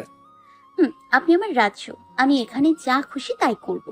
কিছুক্ষণ পর আচ্ছা, জান্নাতেও কি আমরা এভাবে থাকতে পারবো? জান্নাতেও কি আমরা একসাথে এভাবে সময় কাটাতে পারবো? আল্লাহ তাআলা যদি দয়া মায়া করে আমাদের জান্নাত দান করেন, তবে সেখানেও আমরা এভাবে সময় কাটাতে পারবো। এর থেকেও অনেক ভালোভাবে সময় কাটাতে পারবো। দুনিয়ায় আমাদের সময় নির্ধারণ করা, নির্ধারিত সময় শেষ হলেই আমাদের মৃত্যু চলে আসে। কিন্তু তখন আমাদের মৃত্যু থাকবে না। তখন আমাদের জন্য সময়কে নির্ধারিত করে দেওয়া হবে না। দুনিয়ায় তুমি আমাকে আর আমি তোমাকে কতটাই বা সময় দিতে পারি? দুনিয়াবি কাজ, আল্লাহ তাআলার ইবাদত, বিভিন্ন দায়িত্ব কর্তব্যের মধ্য দিয়েই আমাদের জীবন শেষ হয়ে যায়। আমরা যেন সব সময় একটা তারার মধ্যে থাকি। কিন্তু জান্নাতে তেমনটা হবে না। জান্নাত শুধুই শান্তির জায়গা। সেখানে আমাদের কোনো সময়ের হিসাব করতে হবে না, কোনো কাজ থাকবে না। আল্লাহ আমাদের উপর কোনো কিছুই সে সময় চাপিয়ে দিবেন না। তার দেওয়া অফুরন্ত নেয়ামতের বিন্দুমাত্র হিসেব চাইবেন না। সেখানে আমাদের নামাজ পড়তে হবে না, রোজা রাখতে হবে না, জাকাত দিতে হবে না, হজ করতে হবে না। এসব তো থাকলো জান্নাতীদের, কখনো ক্ষুধাও লাগবে না। কিন্তু আমি তো শুনেছিলাম জান্নাতীরা জান্নাতে নানা ধরনের খাবার খাবে, যা হবে অনেক চমৎকার। জান্নাতীরা অনেক খাদ্য খাবে, যা দেখতে দুনিয়ার খাবারগুলোর মতো হলেও এর স্বাদ হবে অনেক চমৎকার। কিন্তু জান্নাতীরা ক্ষুধার কারণে এসব খাদ্য খাবে না।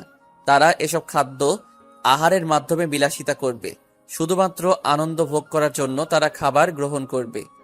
নীলা চুপচাপ তার স্বামীর কথা শুনতে থাকে। সত্যি, আগে ভাবতাম যারা আজান হলেই সবকিছু ছেড়ে মসজিদের দিকে দৌড়ায় তারা পাগল হয়তো। গরমের মধ্যেও যে মেয়েটা কালো বোরখা পরে থাকতো তাদের মাথা খারাপ জানতাম, কিন্তু তারা নয়। এখন দেখছি আমরাই পাগল যারা এসব করছি না। সামান্য সময় সামান্য কিছু নেয়ামত উপভোগ করার জন্য অন্তত সেই সুখের স্থানের পথটাই চিনতে পারলাম না। সত্যি অনেক বড় পাগল ছিলাম। চিন্তা করতে থাকে নীলা। হঠাৎ মনে পড়ে সূরা আসরের কথা। আচ্ছা, আরেকটা কথা, আমি দেখেছি আপনি যখন একটু চিন্তিত পড়েন তখন সূরা আসর পড়েন। পড়ি।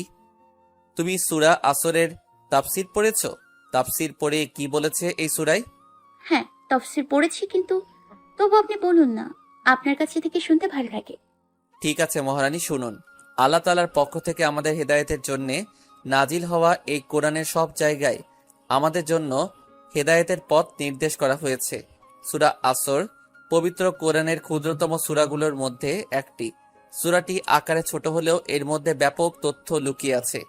ইমাম শাফেঈ রহমতুল্লাহি ও আলাইহি এর মতে মানুষ এই সূরাটিকে চিন্তাভাবনা সহকারে পাঠ করলে তাদের দুনিয়া ও আখিরাতের সংশোধনের জন্যে যথেষ্ট হয়ে যায়। এই সূরা আল্লাহ প্রথমেই কালের কসম করেছেন। নীলা, খেয়াল করো, আল্লাহ যদি মনে মনেও কিছু চায় তবে তা হতে দেরি হয় না, কারণ সবকিছুই তো তার। সবকিছুর মালিক তো তিনি যা খুশি তাই করতে পারেন। সে যদি সাধারণভাবেই বলতো সেই কথাই অনেক ছিল, কিন্তু আল্লাহ সূরার প্রথমেই কসম করেছেন। কিসের কসম? কালের কসম, অর্থাৎ সময়ের কসম। নীলা, চিন্তা করো, এত কিছু থাকতে আল্লাহ রাব্বুল আলামিন কেন সময়ের কসম করলেন? কারণ দুনিয়ার সবচেয়ে মূল্যবান হচ্ছে সময়। কারণ সাময়িক কিছু সময়ের সমষ্টি ছাড়া মানুষের জীবন বলতে আর কিছুই নেই। যেমন আমি যদি 40 বছর বেঁচে থাকি, এই 40 বছর সময়কালই হলো আমার জীবন। সময় কতটা মূল্যবান নীলা, তা আমরা চিন্তা করতে পারি না। একটা প্রবাদ আছে, সময়ের চেয়ে জীবনের মূল্য অনেক বেশি। ঠিক আছে কথাটা? এবার একটু চিন্তা করা যাক। নীলা, তুমি ভেবে নাও যে তোমার কাছে একটা টাইম মেশিন আছে যা দিয়ে তুমি অতীতে যেতে পারবে আর ভবিষ্যতেও যেতে পারো। এখন আমি হঠাৎ একটি দুর্ঘটনায় মারা গেলাম। আপনি এগুলো কি বলছেন? আমি জাস্ট ধরে নিতে বলেছি। আমাদের যে গাড়িটা আছে ওটা চালাতে গিয়ে একটা দুর্ঘটনা ঘটে গেল। তখন তুমি চাইলে ওই টাইম মেশিনটা দিয়ে আবার অতীতে ফিরে গিয়ে আমাকে তখন সাবধান করতে পারবে, আর হয়তো তখন আমি বেঁচেও যেতে পারতাম। আপনি কি বলছেন? এগুলোর কিছুই তো বাস্তবে নেই। হ্যাঁ, বাস্তবে নেই তা আমি জানি। বিজ্ঞানের জন্ম থেকেই অনেক বিজ্ঞানী এই টাইম মেশিন তৈরির চেষ্টা করেছে, কিন্তু আজ পর্যন্ত কেউ পারেনি আর পারবেও না। কারণ যখন মানুষ সময়কে নিয়ন্ত্রণ করতে পারবে তখন সে মৃত্যুকেও নিয়ন্ত্রণ করতে পারবে। এবার তুমি ঠান্ডা মাথায় ভেবে দেখো সময় কতটা মূল্যবান। এই সময় কখনোই মানুষ নিয়ন্ত্রণ করতে পারবে না, এটা একমাত্র আল্লাহ তাআলাই পারেন, আর এটা তার কুদরতগুলোর মধ্যে একটা। তাহলে আশা করি বুঝেছো আল্লাহ কেন সময়ের কসম করলেন। এবার আসি দ্বিতীয় আয়াতে। এখানে আল্লাহ তাআলা বলেছেন নিশ্চয়ই মানুষ ক্ষতির মধ্যে আছে।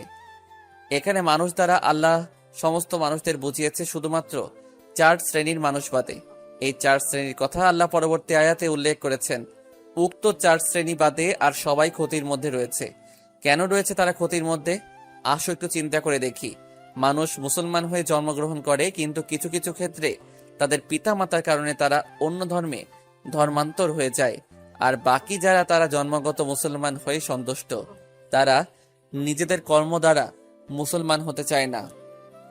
তারা ভাবে তারা মুসলমানের ঘরে জন্মগ্রহণ করেছে, শুধু এটুকুই তাদের মাগফিরাতের জন্য যথেষ্ট। কিন্তু তারা মুসলমানদের মতো থাকতে চায় না।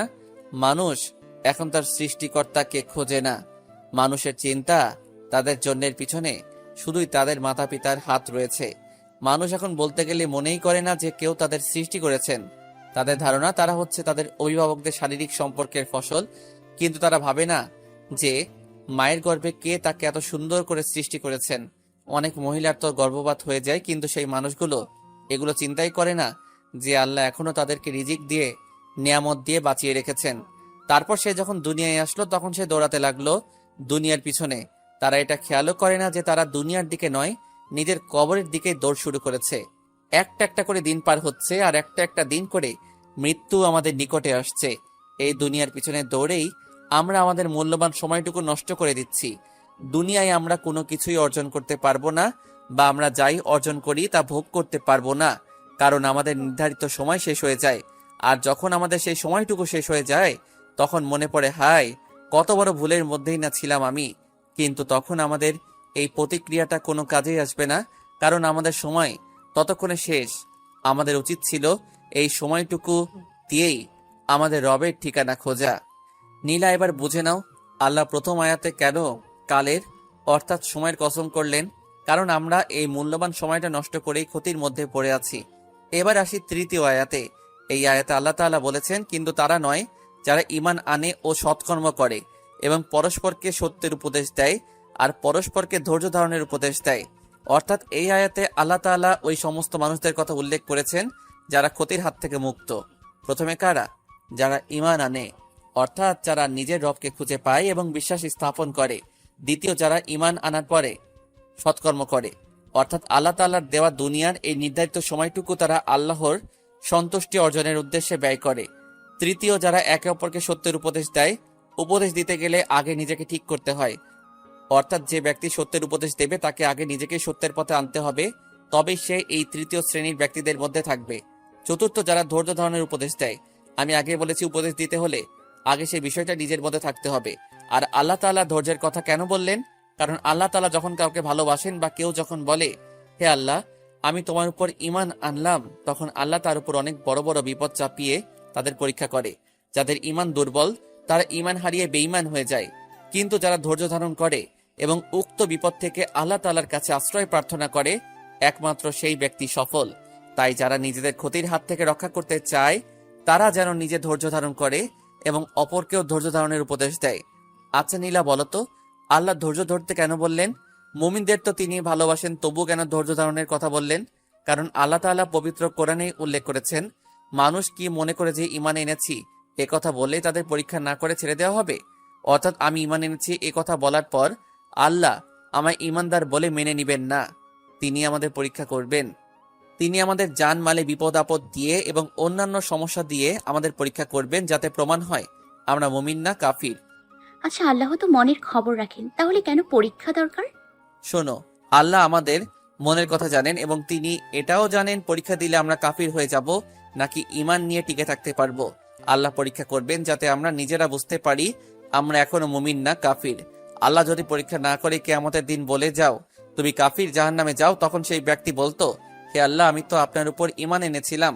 আল্লাহ জানেন সেই ব্যক্তি শুধু মুখে মুখে ঈমান এনেছিল, তারপরও সেই ব্যক্তি মিথ্যা বলে হলেও নিজেকে বাঁচানোর চেষ্টা করবে। তাই আল্লাহ দুনিয়ায় পরীক্ষার মাধ্যমে তিনি প্রমাণ করে নিতে চান কে মুমিন আর কে কাফির। সফল তো তারাই যারা আল্লাহ তাআলার প্রদত্ত পরীক্ষায় ধৈর্য ধারণ করে, ঈমান নিয়ে টিকে থাকে। আর হ্যাঁ, আরেকটা কথা, প্রত্যেক মানুষকে তার দিনদারি অনুযায়ী পরীক্ষা করা হয়। যার দিনদারি বেশি হয় তাকে পরীক্ষাও বেশি করা হয়। নীলা এখনো তার স্বামীর বুকে মাথা রেখে শুয়ে আছে। মহারানী কিছু বলছেন না যে? আচ্ছা, আমি বুঝবো কিভাবে আল্লাহ আমার পরীক্ষা নিচ্ছেন? আর আমি তখন ঈমান আলমান আল্লাহ কখন আমার পরীক্ষা নেবেন? নীলার এই বাচ্চাদের মতো কথা শুনে শোয়েব মুচকি এসে নীলার কপালে চুমু খায়। শুনুন মহারানী, আপনার প্রশ্নের উত্তর পবিত্র কোরআনেই আছে।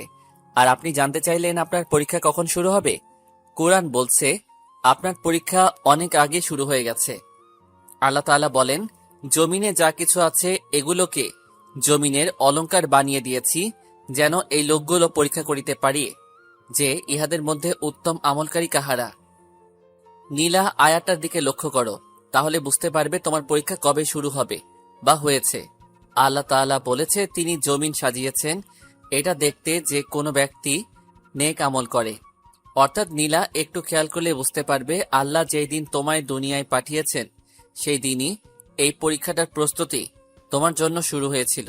যখন তোমার শিশুকাল শেষ হলো, তুমি বুঝতে শিখলে, তখন থেকে তোমার পরীক্ষার সময় শুরু হয়েছিল এবং সেই সময় শেষ হবে তোমার জন্য নির্ধারিত শেষ সময়, অর্থাৎ মৃত্যু পর্যন্ত। নীলা, দুনিয়াটা শুধুমাত্রই পরীক্ষার হল। তুমি জানো যে পরীক্ষার একটা নির্ধারিত সময় আছে। আল্লাহ তাআলার এই পরীক্ষা একটা নির্ধারিত সময় বেঁধে দেওয়া হয়েছে। নীলা, পরীক্ষার জন্য একটা সিলেবাস সাথে আমাদের জন্যেও আল্লাহ পবিত্র কোরআনকে সিলেবাস হিসেবে দিয়েছে। কোনো পরীক্ষার্থী যদি সিলেবাস মেনে পড়ালেখা করে আর পরীক্ষার হলে পুরো সময়টাই কাজে লাগায় তবে সে ভালো ফলাফল করে, আর যদি সে সিলেবাস ফলো না করে আর পরীক্ষার হলে সময় নষ্ট করে তাহলে ফেল করাটাই স্বাভাবিক। ঠিক তেমনি কোনো মানুষ যদি তার আল্লাহ তাআলার দেওয়া এই সিলেবাস ফলো না করে এবং তার পরীক্ষার নির্ধারিত সময়টুকু যদি সে কাজে না লাগাতে পারে তাহলে তাদের চরম ব্যর্থতার কথা কোরআনেই বলা হয়েছে, আর তাদের সেই ব্যর্থতা হচ্ছে জাহান্নাম। স্বামীর কথা শুনে নীলা কান্না শুরু করে দেয়। জানি অনেক দেরি হয়ে গেছে তোমার, এখন তোমার জন্য একটাই পথ খোলা, আর তা হচ্ছে তওবা করা। আমি তোমার পরীক্ষার অনেক সময় নষ্ট করে ফেলেছি। আমি কি করব? আমি কি পারবো আর জান্নাতে যেতে? শোয়েব নীলার চোখের পানি মুছে দেয়। জানি অনেক দেরি হয়ে গেছে তোমার, এখন তোমার জন্য একটাই পথ খোলা, আর তা হচ্ছে তওবা করা, অর্থাৎ ফিরে আসা। তুমি তোমার ভুল বুঝতে পেরেছো, এখন আল্লাহ তাআলার কাছে তওবা করো এবং দ্বীনের পথে ফিরে আসো, তাহলে আল্লাহ তোমায় ক্ষমা করে দিবেন। তবে তোমার অতীতের সময়টুকু নষ্ট হওয়ার জন্য তিনি তোমার পিতা মাতাকে অবশ্যই ধরবেন, কারণ তুমি যখন তাদের অধীনস্থ ছিলে তখন তাদের দায়িত্ব ছিল তোমাকে তোমার রবের সাথে পরিচয় করিয়ে দেওয়া, কিন্তু তারা তা করেননি। এজন্য অবশ্যই তারা আল্লাহ তাআলার কাছে জবাবদিহিতা করতে হবে। নীলা, তোমায় আগেই বলেছি আমি তোমায় একমাত্র আল্লাহ তাআলার খুশির জন্যই ভালোবাসি, তাই আমি চাই তুমি আমার সাথে জান্নাতের পথের সঙ্গী হও। আর তুমি যদি আমার কথা নাও মানতে তবুও আমি আমার এই দায়িত্বটা পালন করে নিতাম, কেননা এখন তুমি আমার অধীনে। এখন যদি তোমায় আমি দ্বীনের পথে আনার চেষ্টা না করি তো আল্লাহ আমাকেও তোমার সঙ্গে জাহান্নামে নিক্ষেপ করবেন। নীলা, সত্যি বলছি, তোমায় নিয়ে জান্নাতে থাকতে চাই আমি, সেই জান্নাতে যার তলদেশে নহর অর্থাৎ নদী প্রবাহিত। তুমি আর আমি জান্নাতের বিভিন্ন স্থানে হাতে হাত রেখে ঘুরতে চাই। নীলা, তুমি কি জানো আমার সবচেয়ে বড় ইচ্ছাটা কি? আমি আল্লাহ তাআলাকে দেখতে চাই। নীলা, জানো যারা জান্নাতি হবে তারা আল্লাহকে সরাসরি দেখতে পাবে। সেদিন আল্লাহ তাআলা তার নূরের সব পর্দাগুলো সরিয়ে দিবেন। নীলা, চিন্তা করো, যে আল্লাহ এত সুন্দর পৃথিবী তৈরি করলেন সে আল্লাহ কেমন হবেন, তাকে কি দেখতে ইচ্ছা করবে না? জান্নাতীদের সবচেয়ে বড় পাওয়া তারা সেই রাব্বুল আলামিনকে সরাসরি দেখতে পাবে, আর জাহান্নামীদের সবচেয়ে বড় ব্যর্থতা তারা কখনোই আল্লাহ তাআলাকে দেখতে পাবে না। তাদের যা পাওয়ার ছিল তা তারা দুনিয়াতেই নিয়ে নিয়েছে। নীলা চুপচাপ স্বামীর বুকে মাথা রেখে কাঁদছে। শোয়েব নীলাকে কিছু বলছে না, কারণ শোয়েব জানে নীলার মনে এখন কি চলছে। সত্যি নীলার মনের ভেতর এখন যুদ্ধ চলছে। তার মনে হচ্ছে তার মা বাবা তার সাথে অনেক বড় অন্যায় করেছে। কি দরকার ছিল এত কিছুর? আমি তো আমার রবের পরিচয়ই জানতাম না। যারা তো নিয়মত আমি খেলাম তা তো শুকরিয়াই আদায় করলাম না। কেন তোমরা আমায় আমার রবের সাথে পরিচয় করিয়ে দিলে না? কেন আমায় এতগুলো বছর অন্ধকারে রাখলে? কেন আমায় আলোর পথে যেতে দিলে না? প্রশ্নগুলো সে তার পিতা মাতাকে করতো এখনই। তার মনে এখন শান্তি পাচ্ছে না। সত্যি সে অনেক দেরি করে ফেলেছে। নীলা এখন জানে না তার হাতে কতটুকু সময় বাকি আছে আল্লাহর পথে ফিরে আসার জন্য। নীলা শোয়েবের বুকে শুয়েই কান্না করছে। নীলা, তোমার অতীতের জন্য তুমি আল্লাহ তাআলার কাছে ক্ষমা চাও, তিনি তো বড়ই ক্ষমাশীল। আর আরেকটা কথা, আল্লাহ যদি না চাইতেন তবে তুমি আজ এই জায়গায় আসতে পারতে না, হয়তো অন্ধকারে থেকে যেতে। কারণ আল্লাহ তাআলা যাকে খুশি হেদায়েত দান করেন, আবার যাকে ইচ্ছা পথভ্রষ্ট বানায়। তুমি আল্লাহ তাআলার শুকরিয়া আদায় করো। শোয়েব নীলাকে সান্ত্বনা দিতে থাকে। এর মধ্যে আসরের আজান ভেসে আসে দূর থেকে। নীলা এখন একটু স্বাভাবিক আছে। দুজনেই বিছানা থেকে উঠে অজু করে নেয়। নীলা গিয়ে বাবাকে ডেকে আবার রুমে আসে। নীলা ফিরে এসে দেখে শোয়েবের চোখে পানি। আপনি কাঁদছেন? মহারানী, তোমার নতুন জীবন শুরু হলো। আমি এই কয়টা দিন আল্লাহ তাআলার কাছে অনেক কেঁদেছি। আমার স্বপ্ন ছিল আমার স্ত্রী আমায় জান্নাতের পথে দাঁড়িয়ে ডাকবে। সে আমায় বলবে, দেখো তোমার আমার সম্পর্ক জান্নাতি সম্পর্ক, তুমি আর আমি জান্নাতের প্রতিটা জায়গায় একসাথে ঘুরে বেড়াবো। সেখানে আমি তোমার অনেক সুন্দর সুন্দর গান শোনাবো। সেখানে আমাদের আর কোনো চিন্তাই থাকবে না। আমরা সেখানে চিরকাল সুখে থাকবো। আমার মনে হয় আজ আল্লাহ আমার স্ত্রীকে তার পথে নিয়ে নিয়েছে। আমার মনে হয় এখন থেকে সে আমায় তাহাজ্জুদের জন্য ডেকে তুলবে, আমায় আল্লাহ তাআলার দিকে ফিরে যেতে সাহায্য করবে, আর আমার ঈমানের পূর্ণতা আনতে সহায়তা করবে। নীলা তার স্বামীকে জড়িয়ে ধরে। আল্লাহ যেন আমায় সেই তৌফিক দান করেন। কিছুক্ষণ পর বাইরে থেকে শোয়েবের ডাক আসে। তার বাবা ডাকছে মসজিদে যাওয়ার জন্য। সোয়াইব নীলাকে ছাড়িয়ে তার চোখের পানি মুছে দেয়। তার কপালে চুমু খেয়ে বাবার সাথে বেরিয়ে পড়ে সোয়াইব। 1 বছর পর নীলা তার সংসার নিয়ে অনেক শান্তিতে আছে। কিছুদিন আগে তাদের পরিবারে একজন নতুন মেহমান এসেছে। হ্যাঁ, তাদের একটা কন্যা সন্তান হয়েছে। কন্যা সন্তান, তার নাম দিয়েছে তারা ফাতিমা আক্তার। পুরো পরিবারই তাদের এই নতুন অতিথি নিয়ে খুশি। নীলাদের পরিবারে যে কখনো বিপদ আসেনি তা নয়। ফাতিমার আগমনে কিছুদিন আগে শোয়েবের চাকরি চলে গিয়েছিল। কিছুদিন একটু কষ্ট হয়েছিল, কিন্তু ফাতিমার আগমনের পর আবার সবকিছু ঠিক হয়ে যায়। এখনো নীলা যখন তার স্বামীর দিকে তাকায়, তখন তার ভেতরে কাজ করে সম্মান, ভালোবাসা আর মায়া। হ্যাঁ, নীলা সোহাইবকে এখনো অনেক ভালোবাসে।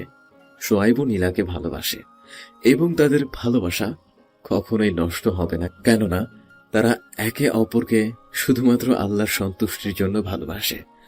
আর এই ভালোবাসা ততদিন থাকবে যতদিন আল্লাহ তাআলার প্রতি তাদের ঈমান থাকবে।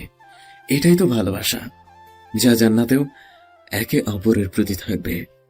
যে ভালোবাসা মৃত্যুর পরও শেষ হবার নয়। এটাই হালাল ভালোবাসা, যা আল্লাহ তাআলার পক্ষ থেকে আসে। গল্পটা শেষ এখানেই টানলাম। জানি না কেমন হয়েছে, তবে আমি চেষ্টা করেছি গল্পটায় যে বিষয়গুলো দেখাতে চেয়েছি। 1, বিবাহ কোনো উৎসব নয়, এটা ইবাদত, আর ইবাদত শরিয়াতের আইন অনুযায়ী করতে হয়। 2, কালিমা পড়লেই তুমি মুসলিম নও, কালিমার হক আদায় করলেই মুসলমান। 3, মানুষের জন্ম থেকে মৃত্যু পর্যন্ত সব জায়গায় ইসলামী বিধান আছে। 4, দুনিয়ায় আমরা মেহমান, তাই এখানে সম্পদের জন্য মারামারি করা বোকামি ছাড়া কিছুই না। আমাদের উচিত আসল সম্পদ জোগাড় করা। 5, বড় বাড়ি তৈরি করা আমাদের রাসূল সাল্লাল্লাহু আলাইহি ওয়াসাল্লাম পছন্দ করতেন না, এটা শুধুই টাকা অপচয়। 6, কোরআন শুধু তেলাওয়াত করার জন্য নাজিল হয়নি, এটা মানুষকে চিন্তা করার জন্য দেওয়া হয়েছে। 7, পর্দা নারীদের ছোট করে না, এটা তাদের সম্মান বাড়ায়। 8, পর্দা নারীর দুর্বলতা নয়, এটা আল্লাহ তাআলার পক্ষ হতে তাদের জন্য সিকিউরিটি। 9, বিবাহের সম্পর্ক ছাড়া বেগানা নারী পুরুষের মধ্যে যে সম্পর্ক হয় সেটাই জিনা, আর জিনার ফলাফল খুব কঠিন। 10, তওবা মানে শুধুই ক্ষমা প্রার্থনা করা নয়, তওবা অর্থ ফিরে আসা। 11, কোনো মানুষকে যদি ভালোবাসতে হয় তবে তা হতে হবে শুধুমাত্র আল্লাহ তাআলাকে খুশি করার উদ্দেশ্যে, আর এমন কোনো মানুষকে ভালোবাসা যাবে না যাকে ভালোবাসলে আল্লাহ নারাজ হন। 12, দুনিয়া থেকে জান্নাত উত্তম। 13, দুনিয়ার পিছনে না দৌড়ে দুনিয়ার মালিকের পিছনে দৌড়ানো উচিত। যদি আমরা মালিককেই পেয়ে যাই তবে দুনিয়া থেকে অনেক বড় কিছু পেয়ে যাব। গল্পে আরো অনেক বিষয় আমি তুলে ধরার চেষ্টা করেছি, তবে সবচেয়ে গুরুত্বপূর্ণ বিষয় যেটা তা হচ্ছে আল কুরআন। আমাদের সবারই উচিত কুরআনের আলোয় আলোকিত হওয়া। যাই হোক, আর পেঁচাল করব না, বিদায় নিচ্ছি এখনই। তার আগে আমি দুঃখিত, সত্যি অনেক লেট করছি গল্প দিতে, আর লেখায় অনেক বানান ভুল আমি দেখছি। যাই হোক, বলতেই হবে অনেক ধৈর্য আছে আপনাদের। গল্পটা থেকে কিছু যদি শিখতে পারেন আমি সার্থক, আর লেখা সার্থক। শেষবারের মতো জানিয়েন যাওয়ার জন্য অনুরোধ, গল্পটা কেমন হয়েছে।